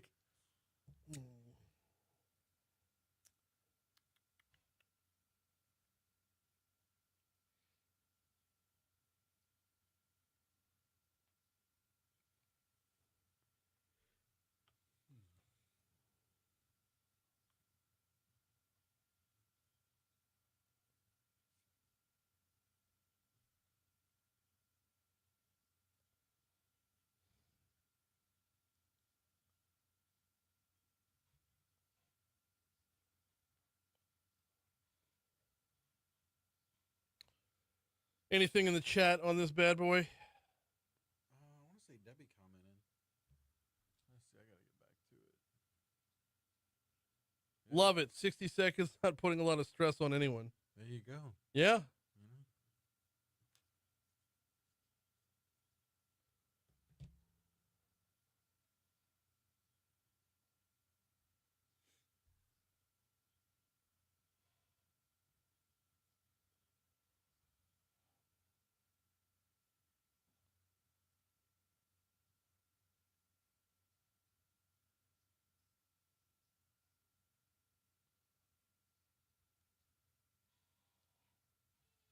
We don't have a lobby intro, do we?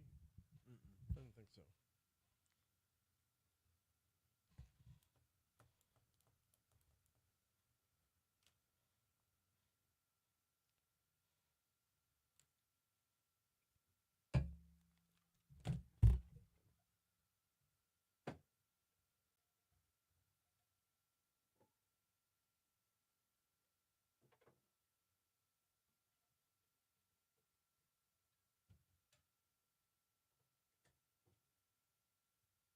You know we're losing her. Yep.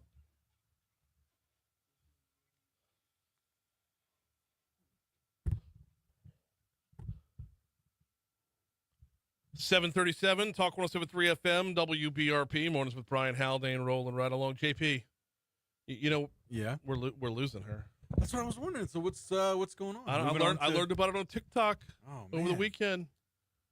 She got a new gig closer to home, closer to her family. We're gonna have to get Okay. her on to say goodbye formally. But Yeah, yeah, that'd be nice. good old EKC heading on out.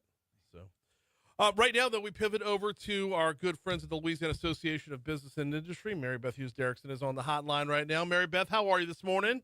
Good morning, Brian. I'm doing well. How are you? I'm doing very well as well. We are supposed to talk about back to school right now, but I saw a story pop up, and I know your level of baseball fandom, and I know that, I don't know if we still call you a newlywed, but you're still close enough to where we can, have this conversation. We're close enough. We're about a year out, so Okay. I consider that still newlywed stage. But what you got? Okay. Let's take you to Chicago. Okay. Where this week, or I should say over the weekend, I'm scrolling all the way back up to the top of the article here, which has a lot of pop-up ads. Over the weekend, two diehard Chicago White Sox fans, Mark and Christine Igiarto, made history by getting married during a 60-second ceremony at Rate Park in the first ever in-game Major League Baseball wedding. Wow. The wedding was Okay. officiated by 1983 Rookie of the Year, Ron Kittle. He was wearing a jersey that said Reverend Ron. Reverend Ron. The couple, lifelong friends, lifelong White Sox fans. They've been together as a couple forever, so marriage was just kind of fait accompli. So they decided to take advantage of this promotion by the White Sox to have a once-in-a-lifetime wedding where you get married in the game. Well, besides the fact that it was the White Sox, I think that sounds pretty epic and magical, honestly. I don't know if I would do it, Brian, but that's pretty awesome. I mean, although I do have to point out that the White Sox did lose that game, so hopefully that's not foreshadowing how the marriage is going to go. But I do think that is pretty epic. I mean, are you putting the fate of your marriage into the final score? Like, when you walk away from that game, right. And as a lifelong Mets fan, I know I couldn't do this. You know what it's like, Brian. But honestly, look, I think that clearly the White Sox mean a lot to them, and I what an awesome story and something that they can tell their future kids. Although I actually was reading their infant daughter, I think, joined them on the field, so yes, that's pretty awesome. But no, I don't think we should put too much weight into the score. It is the White Sox after all. Mm-hmm. So I think that's an amazing story, and honestly a good way to start the Monday. I love a good baseball love story. Isn't it great? Isn't it always great to start off with a little bit of baseball? And what's also good is I feel like your Mets are doing pretty well. I don't want to speak too soon because we know what happens whenever we get our hopes up. But I mean, hey, I'm pulling for them. What are they? 4 wins in their last 18 games. Hey, I'm trying to stay positive. Brian. I know. We were doing well up until like mid-June, and to me, that's all I need. If I can make it through mid-June with my Mets doing well, and before it falls apart, I'm good. No, it actually looks like they're about to start bouncing back. I was going to say maybe they're going to peak at the right time. No, and the Brewers can't last forever. It's that we got to combine that into the equation as well. The Brewers are on a ridiculous run, and I know that's not the NL East, but it's just when you look at the NL as a whole, that level of freakishness is unsustainable. Right, they peaked too early. I think your Mets. I'm feeling pretty good about it. So keep an eye on rookie pitcher Nolan McLean. Nolan McLean. Okay. He had his debut on Saturday, and he was phenomenal. So that's exciting. Yep. Foreshadowing, hopefully. A little bit. All right. It is back to school time. We're talking with Mary Beth Hughes Derrickson from LABI. Let's start with the new standards, accountability formula going into this year. What are we looking at? Yeah, well, Brian, this is my favorite time of year, obviously, because, we have October baseball, football season, but it's also back to school. And this year in particular is very exciting because I feel like in the education space, we're just seeing wins all over the place. But we're really excited about the new accountability standards that have gone into effect for this school year. We've talked about this on your show a good bit, Brian, but in the past, the K through 12 accountability standards were very complicated. It led to inflated school scores. Parents didn't know the product they were getting in their schools. Students didn't understand it. But last summer, Bessie and under Dr. Brumley's leadership at the Department of Education, they ushered in a new accountability formula that makes it incredibly easy to understand why school letter grades are the way they are. They value student growth rather than arbitrary guidelines that, again, are complicated and that nobody understands. And so parents, businesses, students can understand the product they're getting in their school. And honestly, I think it's a huge part due to Dr. Brumley's leadership, Ronnie Morris's leadership at Bessie. Yep. And so we are, we've talked a lot about the culture of low expectations, but just raising the bar across the board. And this is the first school year that these new guidelines go into effect. So I'm sure at the end of the year we can do a recap on how everything went, but we're really excited about it. Well, it's the growth part of this that I think is going to be the most important part along the way, because it's so easy if you are behind to stay behind, because it's just being behind is demoralizing. If you're not, if at the end of the day you're not where some of the better schools are, where some of the better students are, just to kind of quit and give up, rather than the way we're doing it now, the way that Dr. Brumley's implemented now. That growth matters, that improvement, regardless of if you're still not to the finish line, you show improvement, you show results. Absolutely. And I think in the past, we've seen students that are in the system that just get shuffled along from grade to grade because schools aren't necessarily incentivized to see them grow. Mm-hmm. And so that is what's so great about the new accountability formula is those kids will not get left behind. And I do want to do a quick plug, Brian, for our incredible growth in reading scores.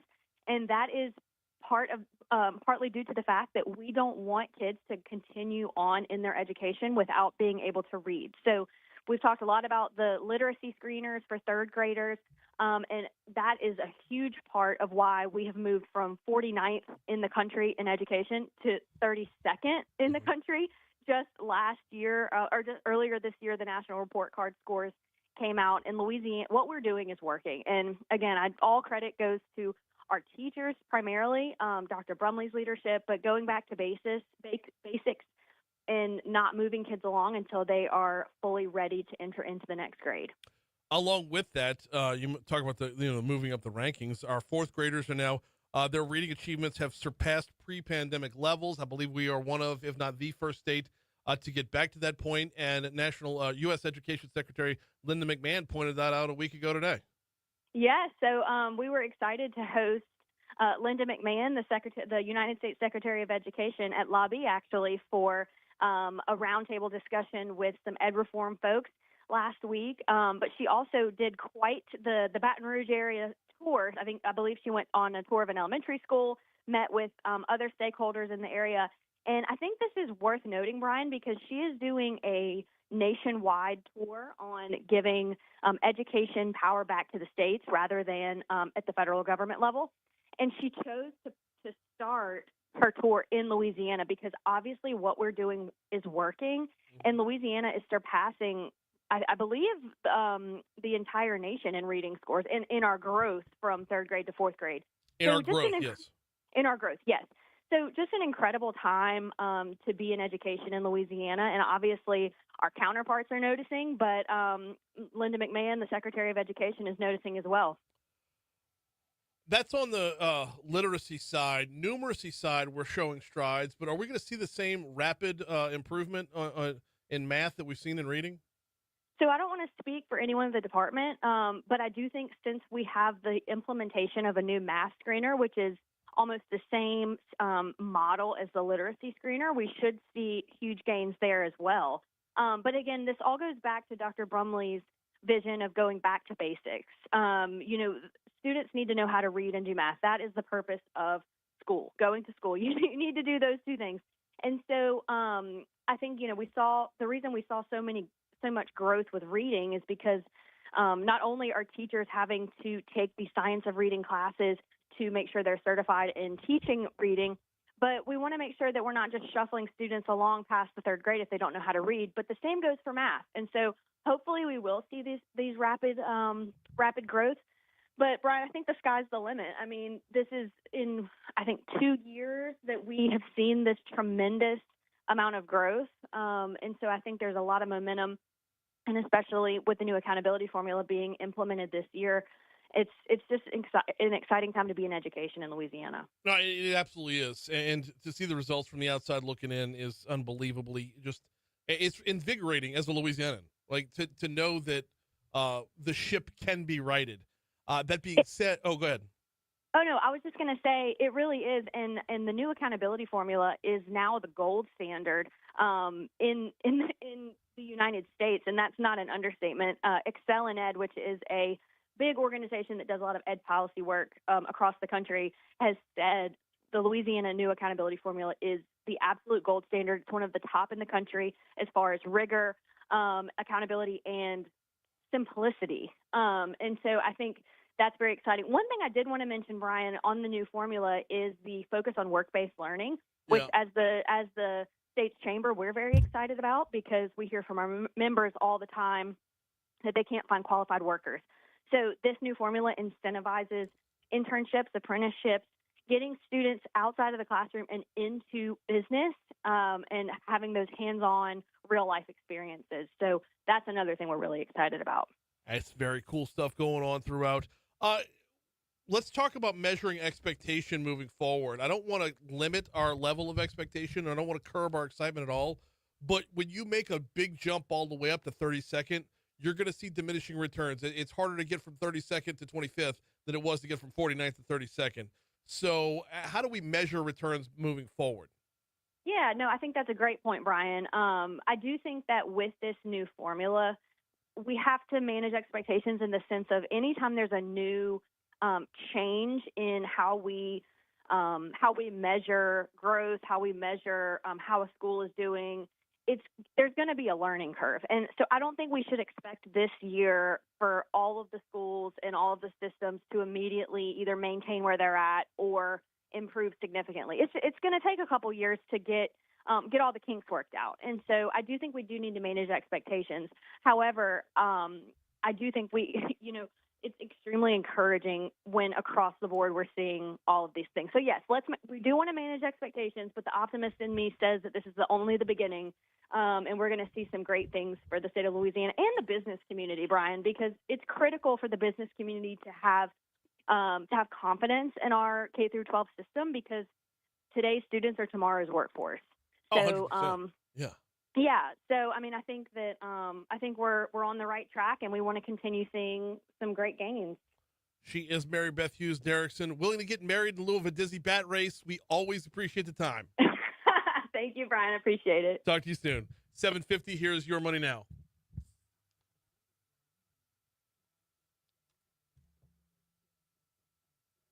I mean, a wedding. Okay, wedding versus dizzy bat race. Why not both? You know, A Disney wedding.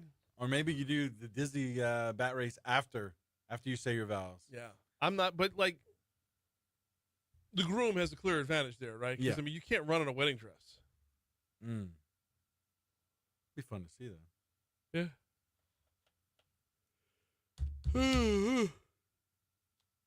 I'm tired. Yeah.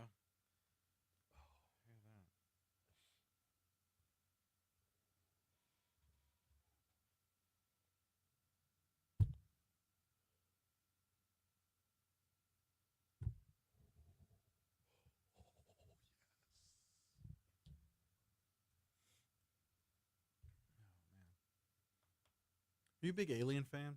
You like those movies? I saw the first one. It was good. First and second one were great. They went off the rails, I think. The third and fourth. It was weird. It was the 90s. It was kind of very strange. But I like it. I started watching the new Alien Earth series on Hulu last night. Made it about halfway and knocked out. But yeah. Has a lot of ties to the first one. Pretty cool.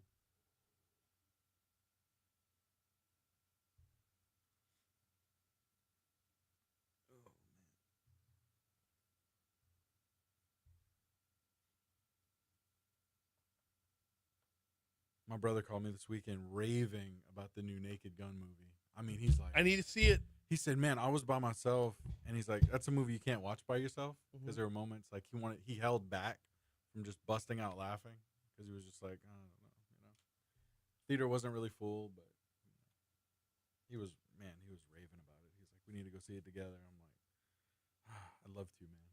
So next time I'm at home, I never go to the movies unless I'm going to see like Sonic the Hedgehog.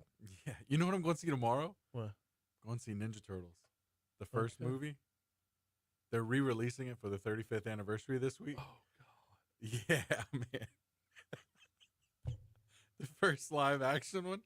Oh man, it's so good. Okay, I want to see it on the big screen. Terrible. What? It's going to be bad, JP. Come on, man. I'm just letting you know right now. Years It's ago? going to be bad. And if they re-release a second one with Vanilla Ice, Yeah, go Ninja, go Ninja, go. There we go.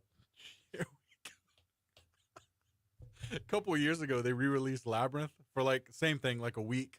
And my wife and I, we went, man, had to. Why would we grew up on Labyrinth, and then our kids are into Labyrinth? Like it's crazy.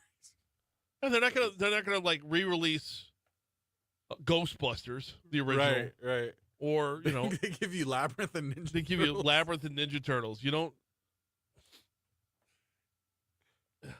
Now that would be cool, though. I mean, especially with the string of Ghostbuster movies over the past few years. Yeah.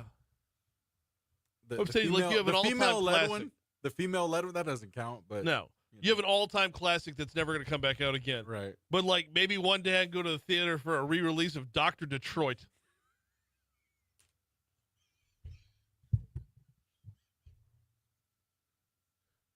The fact. Oh man.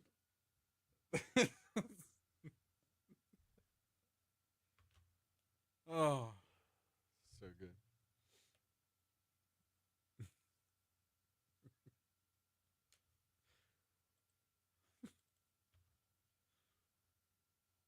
Let's see. You know what? I'm going to check seating for tomorrow's showing. Oh, I think you'll be okay. You'll have elbow room. Oh, man. Let's see. It's funny.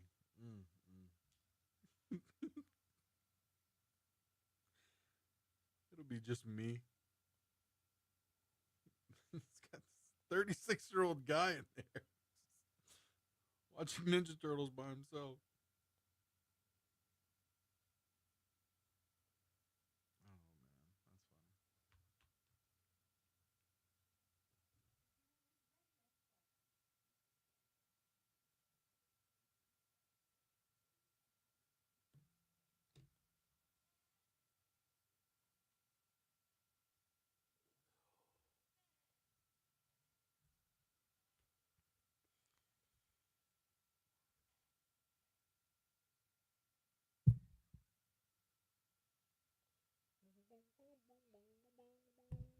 Oh, man. That's funny. 7:55 Talk 107.3 FM, WBRP, mornings with Brian Haldane, rolling right along. Need to remind you about the folks over at Breck, Breck.org. Breck.org is the website for your city parish's recreational division.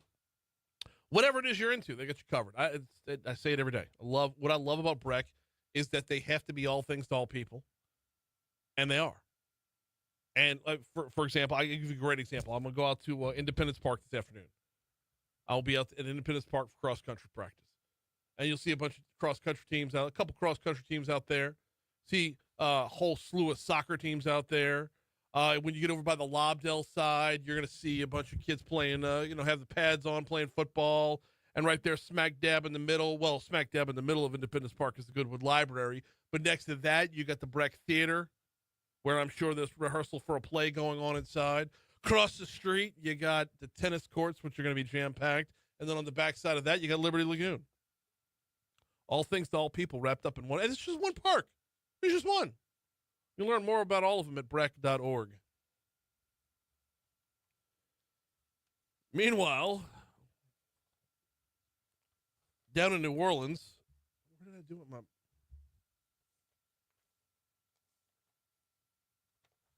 There we go. Down in New Orleans, you got trouble. You got trouble with a capital T, and that rhymes with C, and that stands for Cantrell. Did a little Music Man thing right there. Huh? Very poetic. Thank you. New Orleans Mayor LaToya Cantrell is facing charges of conspiracy, fraud, and obstruction of allegedly trying to cover up a romantic relationship with her bodyguard.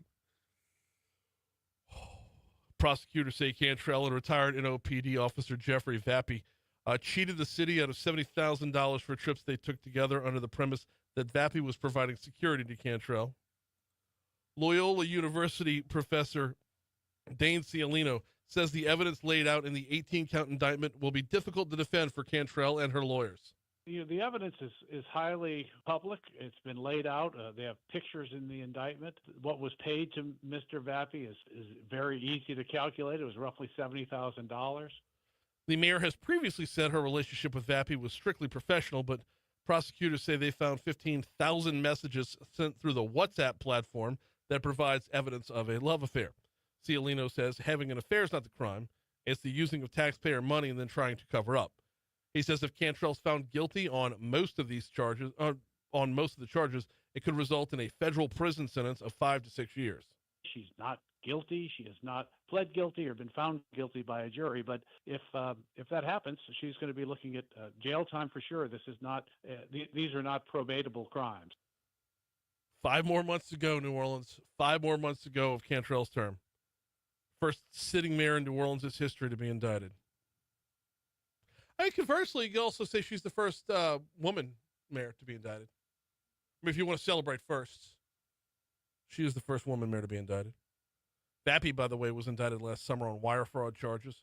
He's accused of filing fraudulent payroll documents and making false statements about his relationship with the mayor. Cialino, and by the way, Cialino's conversation was with our news partners at Louisiana Radio Network. He said he's surprised the indictment against Cantrell didn't come sooner. I think many wondered or expected this, but have wondered why it took so long to come out, particularly since her co-conspirator, alleged co-conspirator, Jeffrey Vappy, was indicted more than a year ago. So now he's facing new allegations in Cantrell's indictment. We're going to talk about this a lot more with Jeff Carrere, host of Ringside Politics. Joins us every Tuesday morning at 6:35. Jeff's going to hop on board. This is nothing new for our conversation with Jeff. Well, this has been going on for some time. We've been covering it from since the allegations first started. So we'll pick that conversation back up tomorrow morning. All right, 8 o'clock, Talk 107.3 FM, WBRP. Coming up in our next hour, we've got This Day in History. We've got Moon Griffon. We have got Metro Councilman Darryl Hurst. That's all next.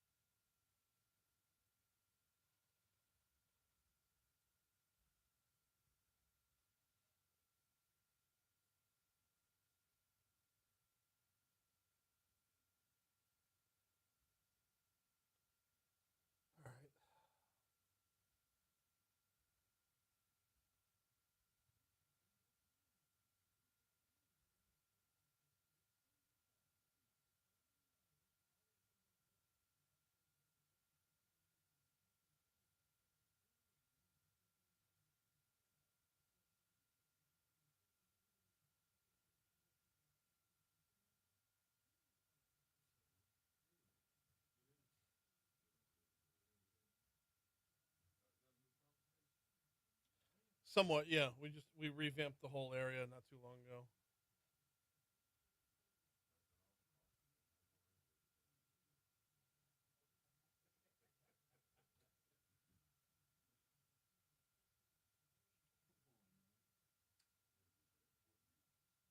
No, it is for the important people, which is why you're welcome to some. No, we wanted to spruce things up a little bit with being able to invite, actually physically have guests here. The way that it used to be with like a desk and a random table it was not very inviting. So, thank you. Hard part is keeping the employees from drinking all the drinks. No, seriously, it's like we'll put drinks out there for guests, and when a guest finally gets here, it's like they're gone. Yeah. Well, but I mean, think about it with the podcast studio as well. I mean, think about if you're bringing in guests for your podcast, like that's.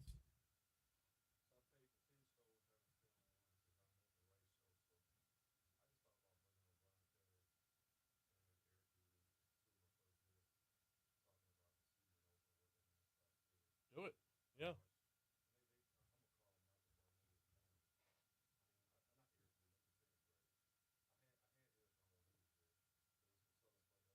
Mm-hmm.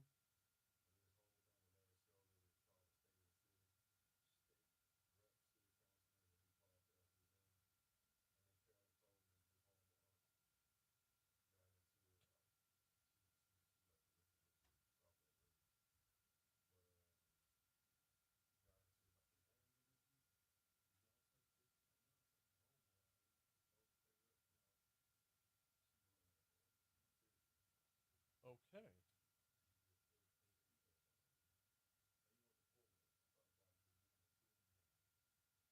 What?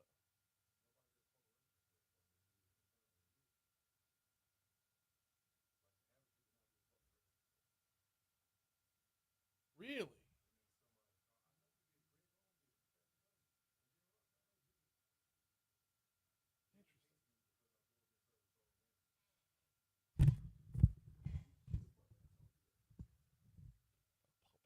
Puppet. 806 Talk 1073 FM, WBRP, mornings with Brian Haldane, rolling right along. Hour 3 coming your way right now. Going to be a busy hour for you here. Metro Councilman Darryl Hurst will be in at 8:35. 8:15, we talk about everything under the sun with Moon. Coming up in just a quick minute, JP is going to have this day in history for you. Speaking of Moon, though, whether it's Baton Rouge blunders or DC drama, Moon's got the hot takes and the hometown humor to keep you laughing and thinking. No fluff, no filter. Just Moon being Moon. Listen and subscribe on all your favorite platforms. Apple Podcasts, Spotify, and more. You can also catch every episode at talk1073.com. I don't even know what we're talking about with Moon in our next segment.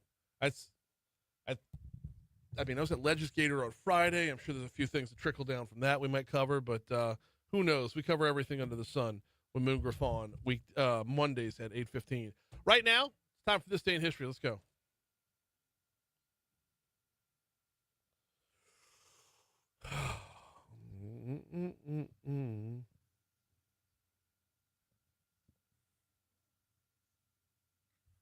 All right, JP, what we got? Beginning in 1909, where the mayor of Tokyo, Yukio Ozaki, presents Washington, D.C. with 2,000 cherry trees, which President William Howard Taft decides to plant near the Potomac River. Potomac. Potomac. Potomac? Potomac. Potato, potato. Potomac? Potomac. Okay. Potomac River. You ever seen the cherry trees? No. That's you ever been to D.C.? Nope. You go to D.C., man. We should go together. We should go together. We should take the show up there. Let's go. Outside of Washington Mardi Gras. I'd like to go to D.C. sometime that's not January.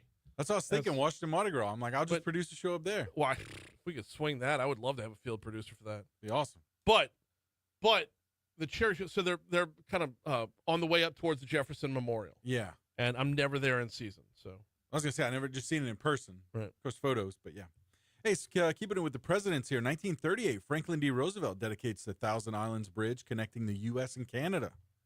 Fantastic. Also, this day in music history, 1977, the Police made their live debut as a three-piece band when they played at Rebecca's in Birmingham, England.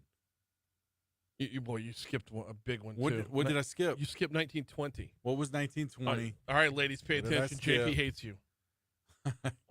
on this day in 1920. To my wife and 3 daughters. Yeah.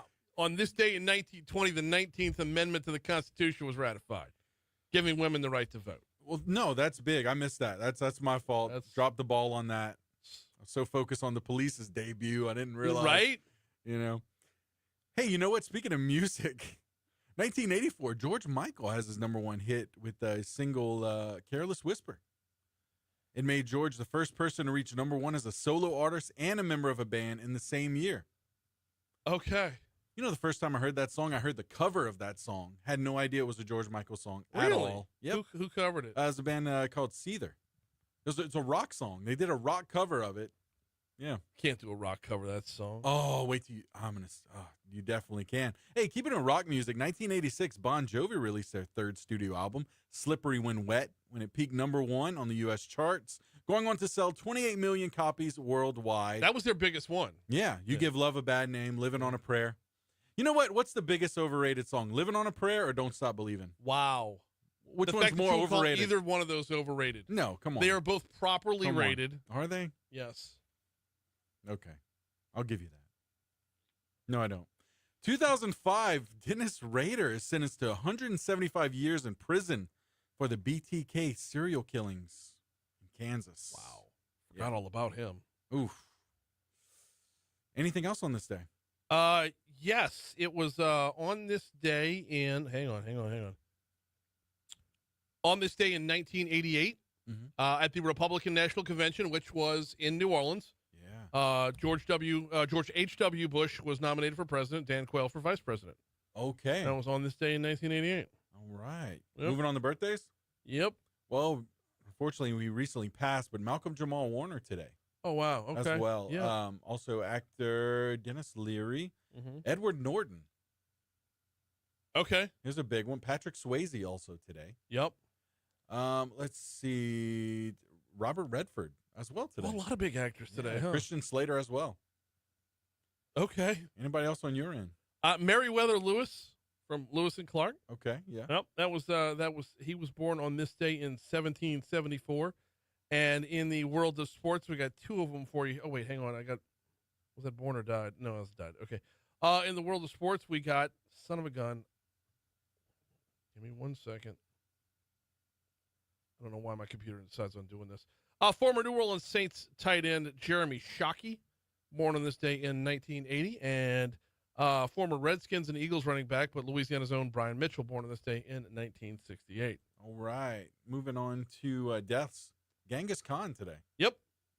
That's really that's a big one I had. Yeah. Kind of a big deal. I got a couple more though. Ooh, really? Yeah, Walter Chrysler died on this day in 1940. We've got, where did he go? Phil Donahue died on this day in 2024. And former radio and TV announcer Don Pardo died on this day in 2014. Okay, yeah. National days? You want to go with National Fajita Day? What about National Never Give Up Day? Oh, we could do fajita day. I'm not the biggest fajita guy. Really? When I go to a restaurant, I don't want to come out stinking. When you get fajitas, you're going to stink. Because they bring it down to you, it's all sizzling and smoking, and you got to sit there in your own smoke like the whole time. The Mitch Hedberg joke about him wishing they made fajita cologne. Oh, no. That's funny. Yes, I remember that. Oh, hey, is it also Andy Sandberg's birthday? Yeah, I thought I mentioned it. Did you mention Sandberg? Okay. I thought so. I got lost in all the Robert Redford stuff. But yeah, we'll go with National Fajita Day. That's fine. 813 Talk 107.3 FM WBRP. Due up for a quick break. When we come back from that break, we got Moon Griffon hopping on board next.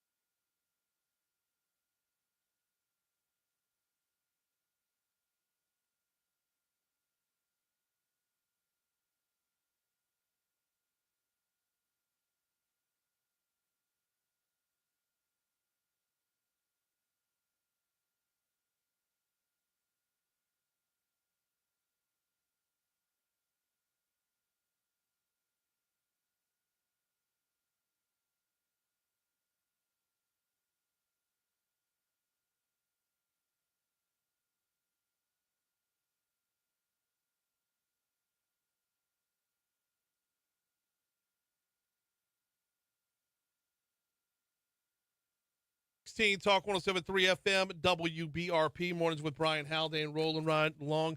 Teased Moon Griffon headed into the break, but we're having some trouble connecting with him. Fortunately for us, we got Metro Councilman Darryl Hurst in the studio. He fired up the dune buggy and got over here.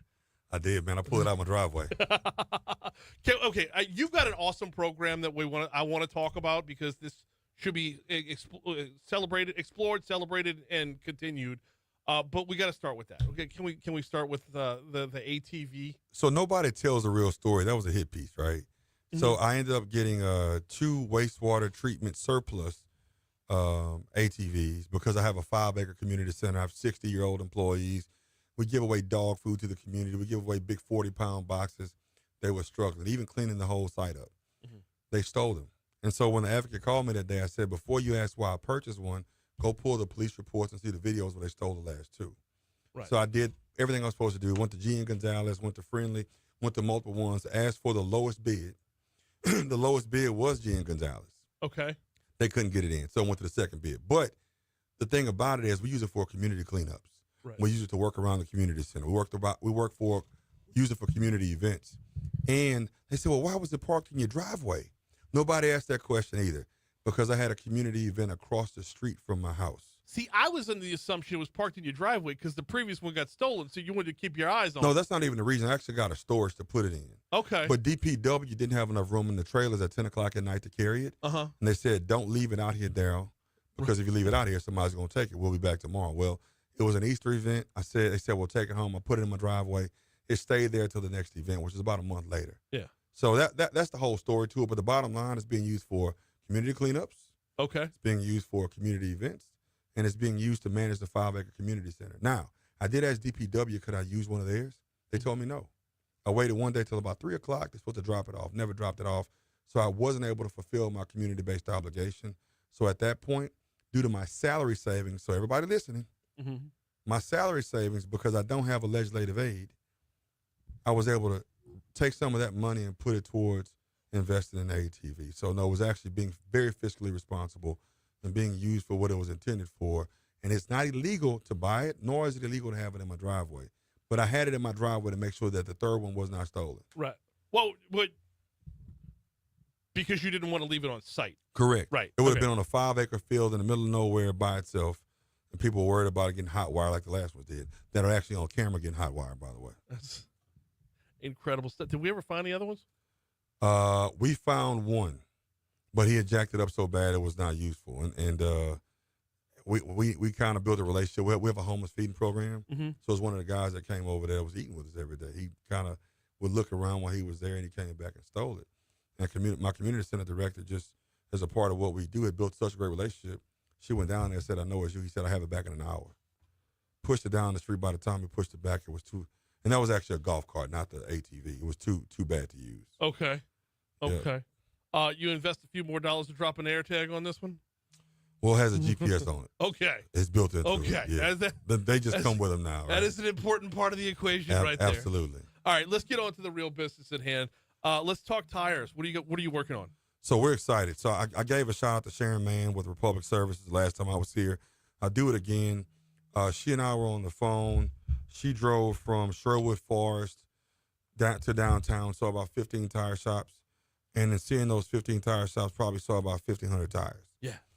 And she's like, Darryl, how do they get away with this? You know, and we start talking about DEQ being the person that manages it, like every other agency being understaffed and overwhelmed with jobs. No excuses, still tax dollars at play.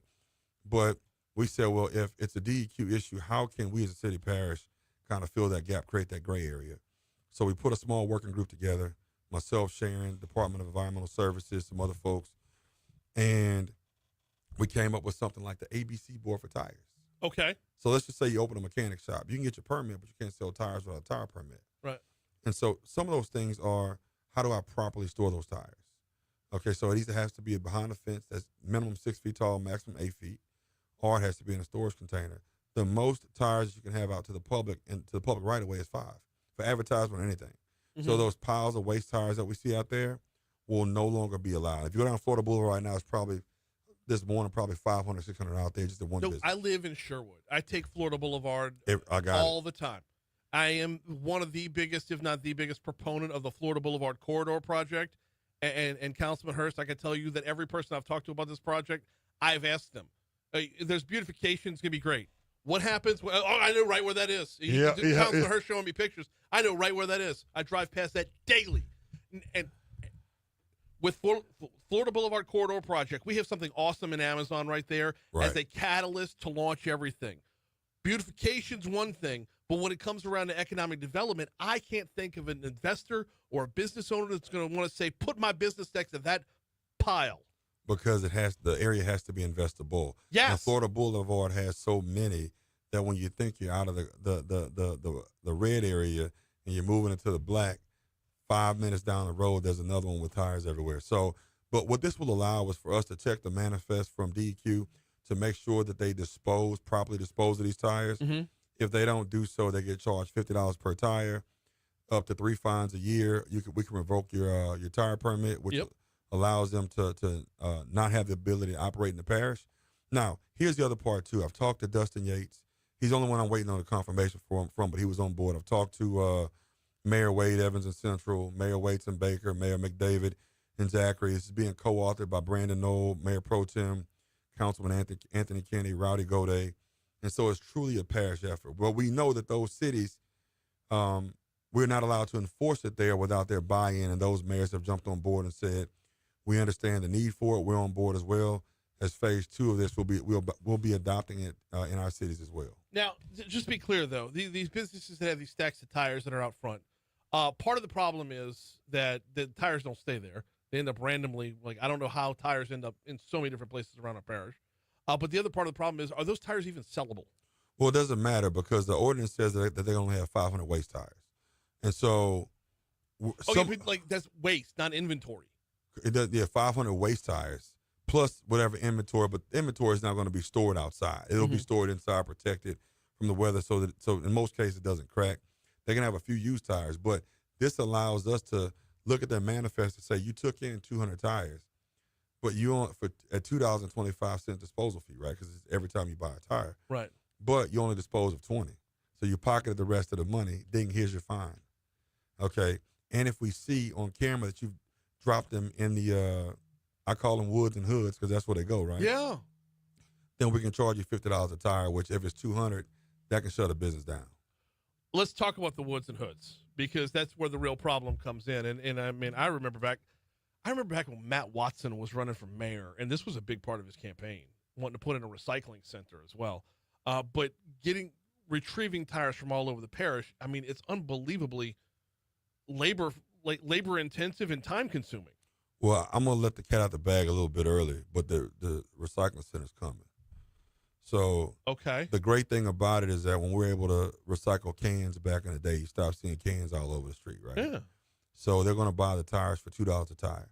So that doesn't rid the tire shops of having to do the proper disposal through DEQ for environmental reasons. But the layperson, where you normally see washers and dryers sitting out for days, people drive around, pick them up to dispose of them in white goods. Yeah. Now you'll be able to take a tire off the side of the road, go turn it in, get $2 a tire. So you'll have constituents going to do it, but you also have the tire companies being held accountable for proper disposal of mass amounts of tires that end up in our woods and hoods. For $2 a tire, I'll make the rounds. Yeah, it's a new business, right? For $2 a tire, I mean, Jennifer Richardson can get rich. Yeah, and I talked to her.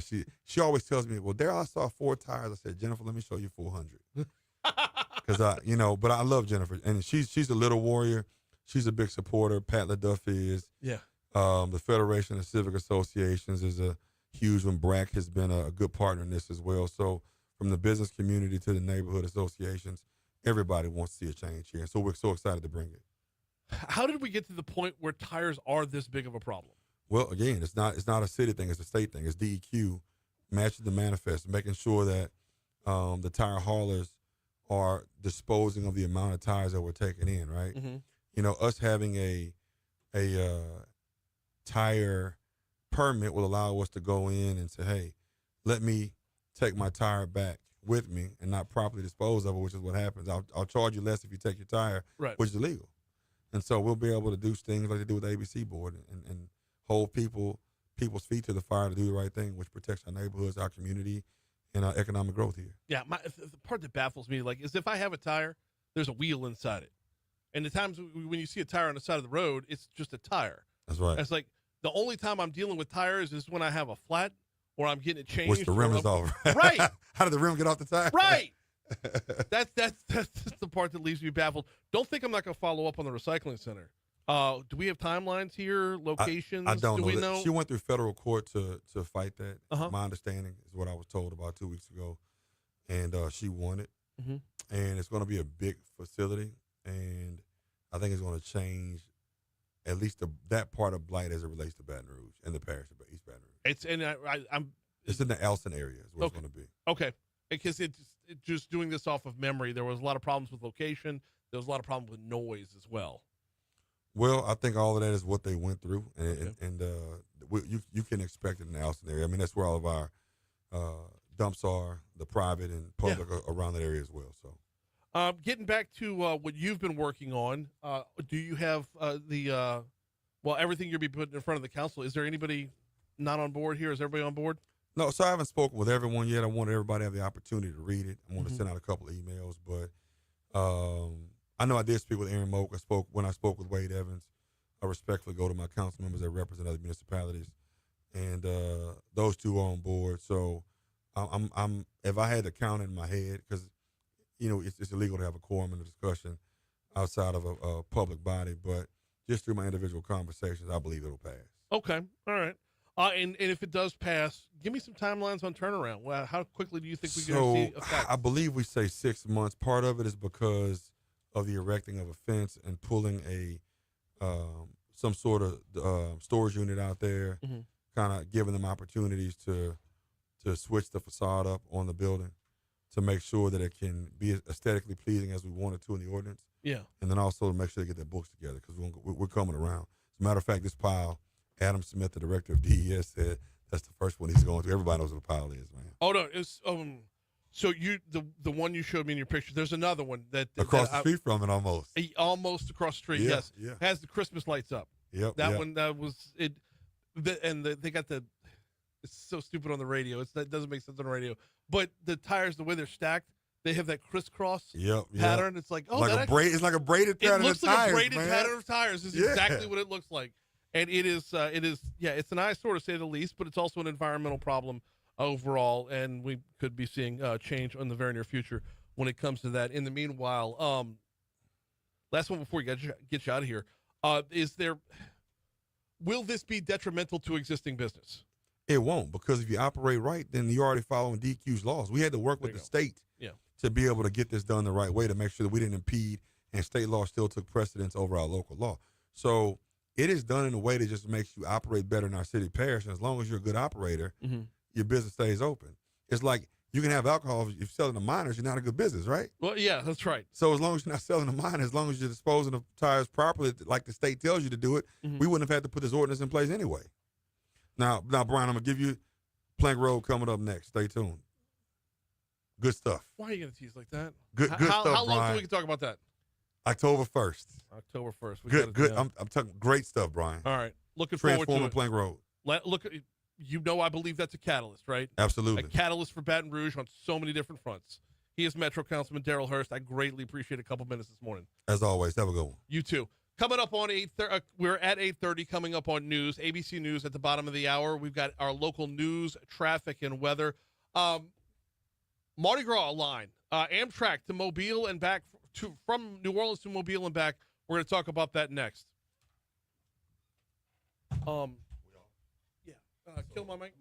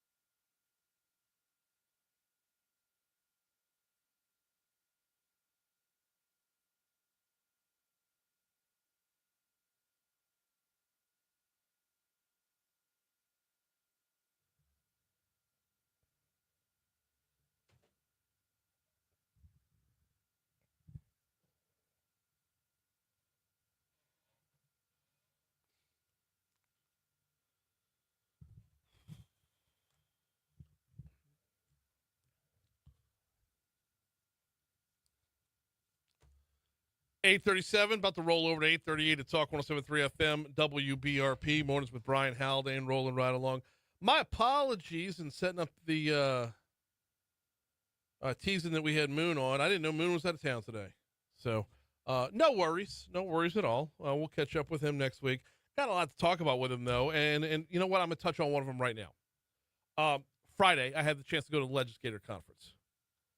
And Moon and I are diametrically opposed on this issue, and that's fine. It's part of what we love about Talk 107.3 FM, is giving a mic to different people for different voices on different topics.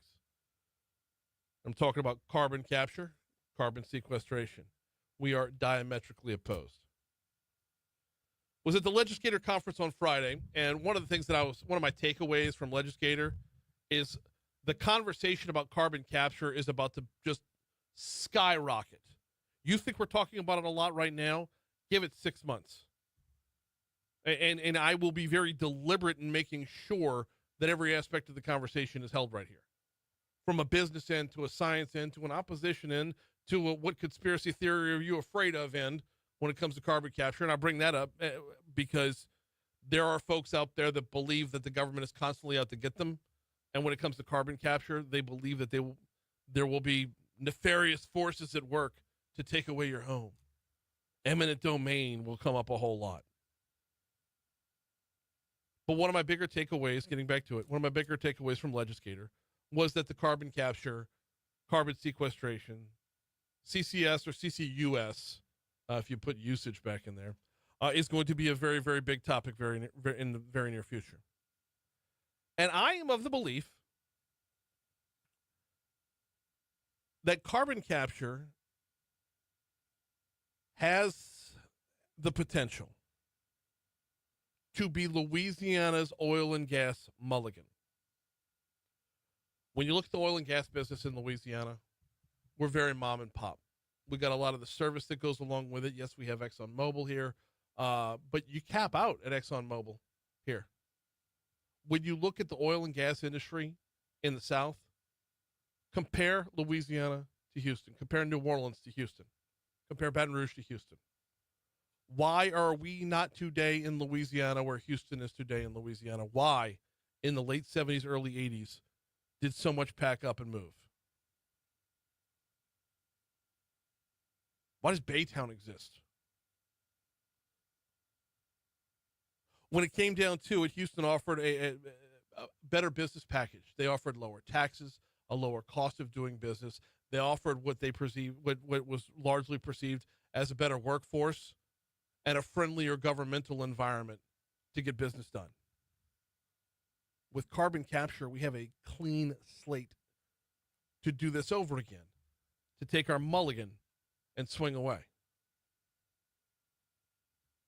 I got some worries that we are going to repeat history, make the same mistakes again, and Texas is going to catapult into the future because of it. It's a legitimate concern that we are going to cut off our nose to spite our face. We are going to turn tail at carbon capture because of hypotheticals rather than move forward within reality and make the most of what we have right here. We are going to find one example out of a million to bring up a safety concern. We're going to cherry pick which facts we want to apply to it to make it look like we're letting the big bad wolf in the front door. When the truth of the matter is, if you look down the road in Houston, Texas, where they are now versus where they were in 1980, 1975, would you rather have gone down a different path before? And if you would have rather gone down a different path before, then carbon capture is the choose your own adventure novel of the next 10 years.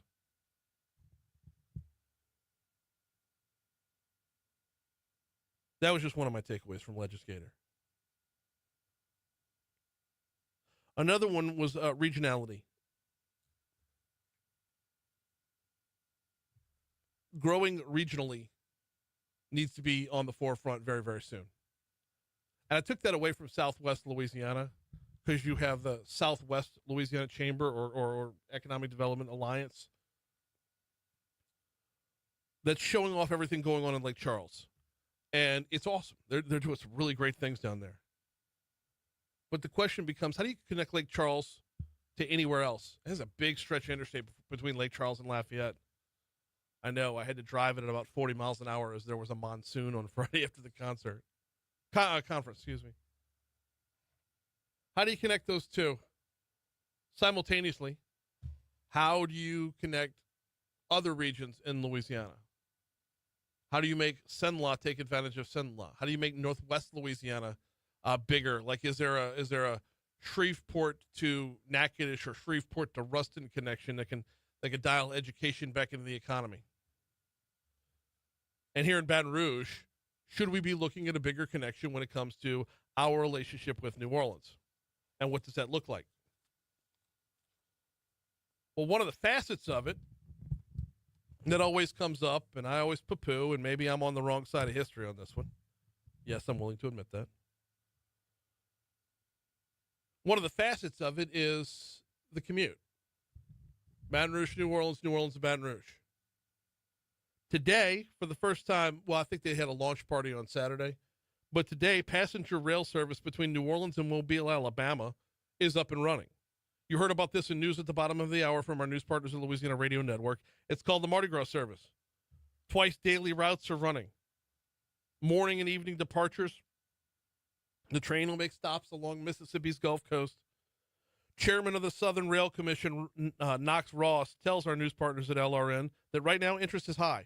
I mean, the first runs are sold out. I was told yesterday that the first Saints game sold out. So we're very happy about that. We're very encouraged by that. Ross believes that the Mardi Gras service is going to bring more visitors to New Orleans. He expects the train will have passengers taking a day trip or a weekend trip to the Mississippi Gulf Coast or to Mobile. You could say, I want to get out of the city and I want to go to the aquarium in Gulfport. You can do that, come back home in the evening, go out and enjoy the beach for the day. You can come into New Orleans for the day. It's been about 30 years since they've had this service. So Ross says the inevitable next step would be connecting New Orleans and Baton Rouge with a passenger train.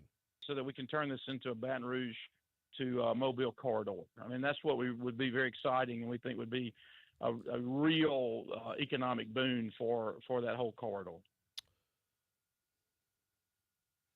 How open are you to it? How open are you to it? One of the bigger themes on this show is I like to dream big. I like to talk about what the possibilities are. And when it comes to a New Orleans to Baton Rouge rail, I can't say I've ever really been on board with it. But I got to tell you, when you open up the possibility of heading all the way to Mobile with stops in Biloxi along the way or stops on the Mississippi Gulf Coast along the way, it kind of changes the perception of it. A New Orleans to Baton Rouge rail, I don't think just in a vacuum would ever be fully worthwhile. To put Baton Rougeans on a train to New Orleans for a daily commute, would that save you enough time out of your commute in order to make it worth your while versus just driving down to New Orleans? Because when you take a train, you get off at a train station. When you drive, you go to the building you're going to. Can you really save enough time in your commute to make that worthwhile? Oh, but Brian, you forget about the productivity you have when you're sitting on the train. If you've got their Wi-Fi, you can just knock out an hour and a half worth of work, blah, blah, blah. I get that. Fine. That's all fine and good. But let's get down to brass tacks. When you're talking about your actual drive, your actual commute, are you saving time? For those that believe you will, there's a certain number right there. It's a smaller number, but it's a certain number right there. Now add to it the number of Baton Rougeans who would hop on board to sit through the stop in New Orleans, and then the train picks back up again and heads off to Gulfport or Biloxi or Diamond Head or wherever. Well, now you've added another small handful to your Baton Rouge passengers. Now let's add those who want to go all the way through to Mobile. You've got another handful of Baton Rouge passengers. Conversely, flip it around. How many from Mississippi or Mobile would want to make their trip all the way to Baton Rouge? It's that the longer the train goes, the more you can grow the potential ridership.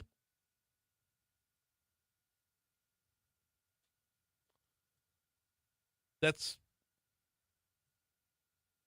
that's where I would have to do the math to say, is there, at what point are you in the black? I'd have to do the math to say, at what point do you have enough ridership to make it completely worthwhile? And there's another part of this. Oh, in fact, I'm seeing a text right now. There's another part of this that I have to ask about, and that is, when it comes to trains, how much is public funding versus private funding? With the Mardi Gras service, adult coach fares, end to end, $15 each way. The tickets are less if it's a shorter distance you're hopping on board for. So if it's $15 each way to get from like Mobile to New Orleans, I would imagine Mobile to Alabama, and Mobile to Baton Rouge and back, probably wouldn't be too much more than that. Maybe in the $20 range. And less of a fare with shorter service. But then the question becomes, let's go back to that breaking point of do you have enough ridership to make it worthwhile? And do you have enough ridership to make it privately sustainable or Amtrak sustainable and not constantly leaning on the general public to pick up the tab for something when it may or may not be showing a successful level of ridership? Is Baton Rouge the next viable option? And is it inevitable? Let me know. We're live on Facebook every single day, courtesy of the folks at Lake Urgent Care. Facebook Live. We're also live on YouTube. Lake Urgent Care bringing us both of those outlets. Well, let me know. Let's talk. We got Your Money Now coming up. After Your Money Now, we'll have a quick break and then another check of traffic. We're going to come back and close that out next. I don't know who's filling in for Moon today because he says he's out of town. So let's go. Let's chat. Facebook Live. Let's go right now. Here's Your Money Now.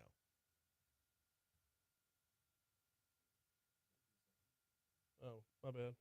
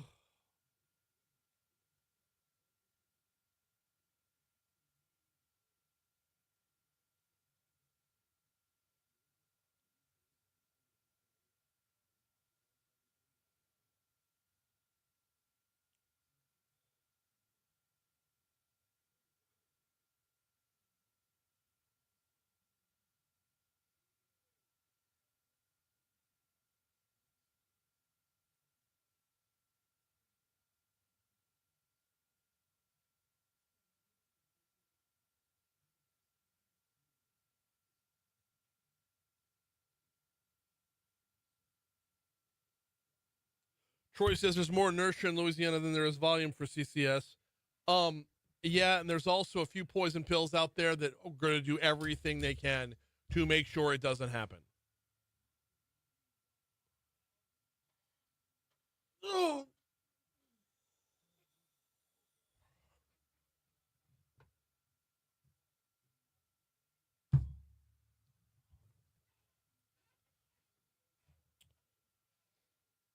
Tim says, I make trips to Mobile often. I would love to not have to drive it from Baton Rouge every time.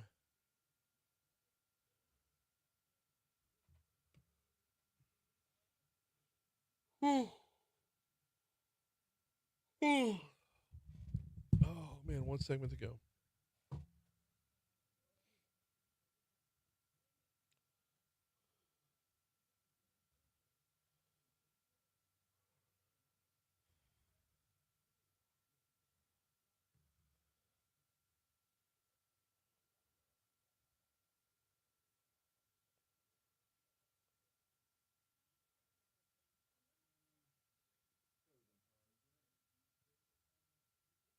What?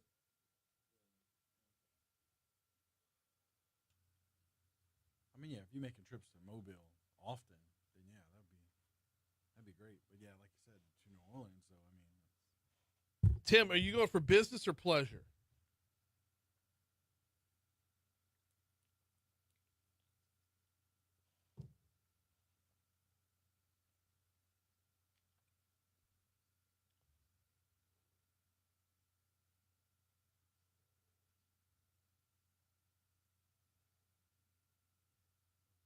who this?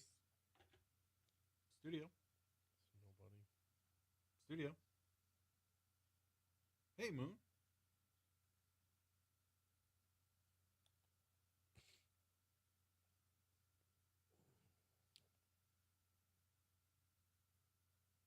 This is the studio, yes.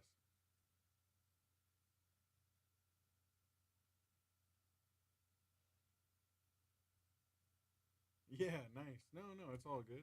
He was in North Carolina. Oh, okay. Well, my bad. Oh, yeah, it's all good. I didn't know.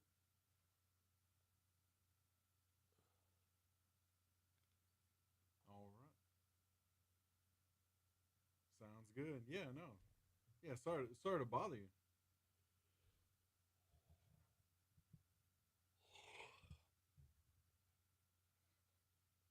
Yeah, I could do that Friday if you need. Okay. Sounds good. All right, appreciate it. Bye. Said he might be in on Friday. In town? Yeah. Oh, I love a good might be. Yeah. He says he's got a meeting, but so if it falls through, he'll be here.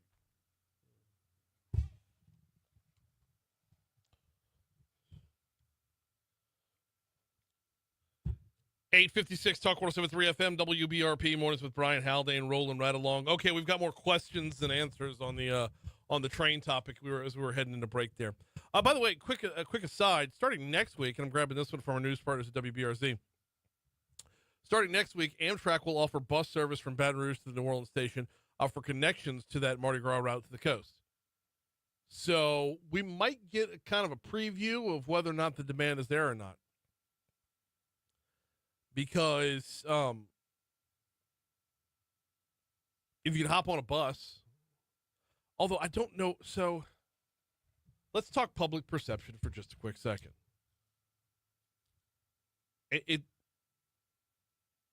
Is it an accurate description of demand for a train if you got to get on a bus to get to the train? Like a Greyhound bus.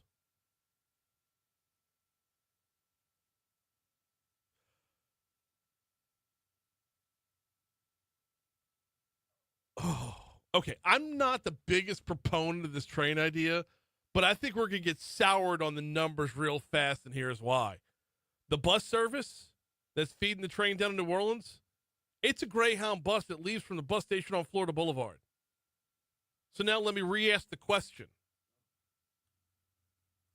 Are you going to go hang out at the bus station on Florida Boulevard to hop on a bus to get to the train to get to Mobile? Okay, that changes some. Doesn't that change changes everything? Some things, right? We're not going to get an accurate representation of how many people want to go to Mobile or Biloxi or New Orleans for that matter. This is the poison pill in the whole thing. I mean, you can't accurately measure demand based off of that because you're asking people to do something right from jump that I don't know that they would want to do. Tim says on Facebook, I make trips to Mobile often. I would love to not have to drive it from Baton Rouge every time. I followed that up by asking if it was for business or pleasure. He says he visits family in Georgia a lot, and to get there, you got to go through Mobile. But he has some business there as well. So, from the business end, I would love to open things up with Mobile a good bit. From the leisure end, 6 in one, half dozen the other. If you went all the way to Atlanta, it would be a different story. Same way going the other direction. If you went all the way to Houston, it'd be a different story. But trying to gauge demand for a Baton Rouge, New Orleans train based off of people not wanting to or not wanting to go to the bus station on Florida, that's a lose from the start. We gotta get out of here. Moon's coming up. No, well, did Moon say who's in for him? No, he didn't. Okay, but he's out today. He's out. He's out all week. No, he's coming. He's coming back today. Oh, okay. All right. Or he's driving back today. He's driving back today. All right. Well, good deal. Well, someone's in for Moon next on Talk 107.3. All right, we've got our Monday meeting. I got to get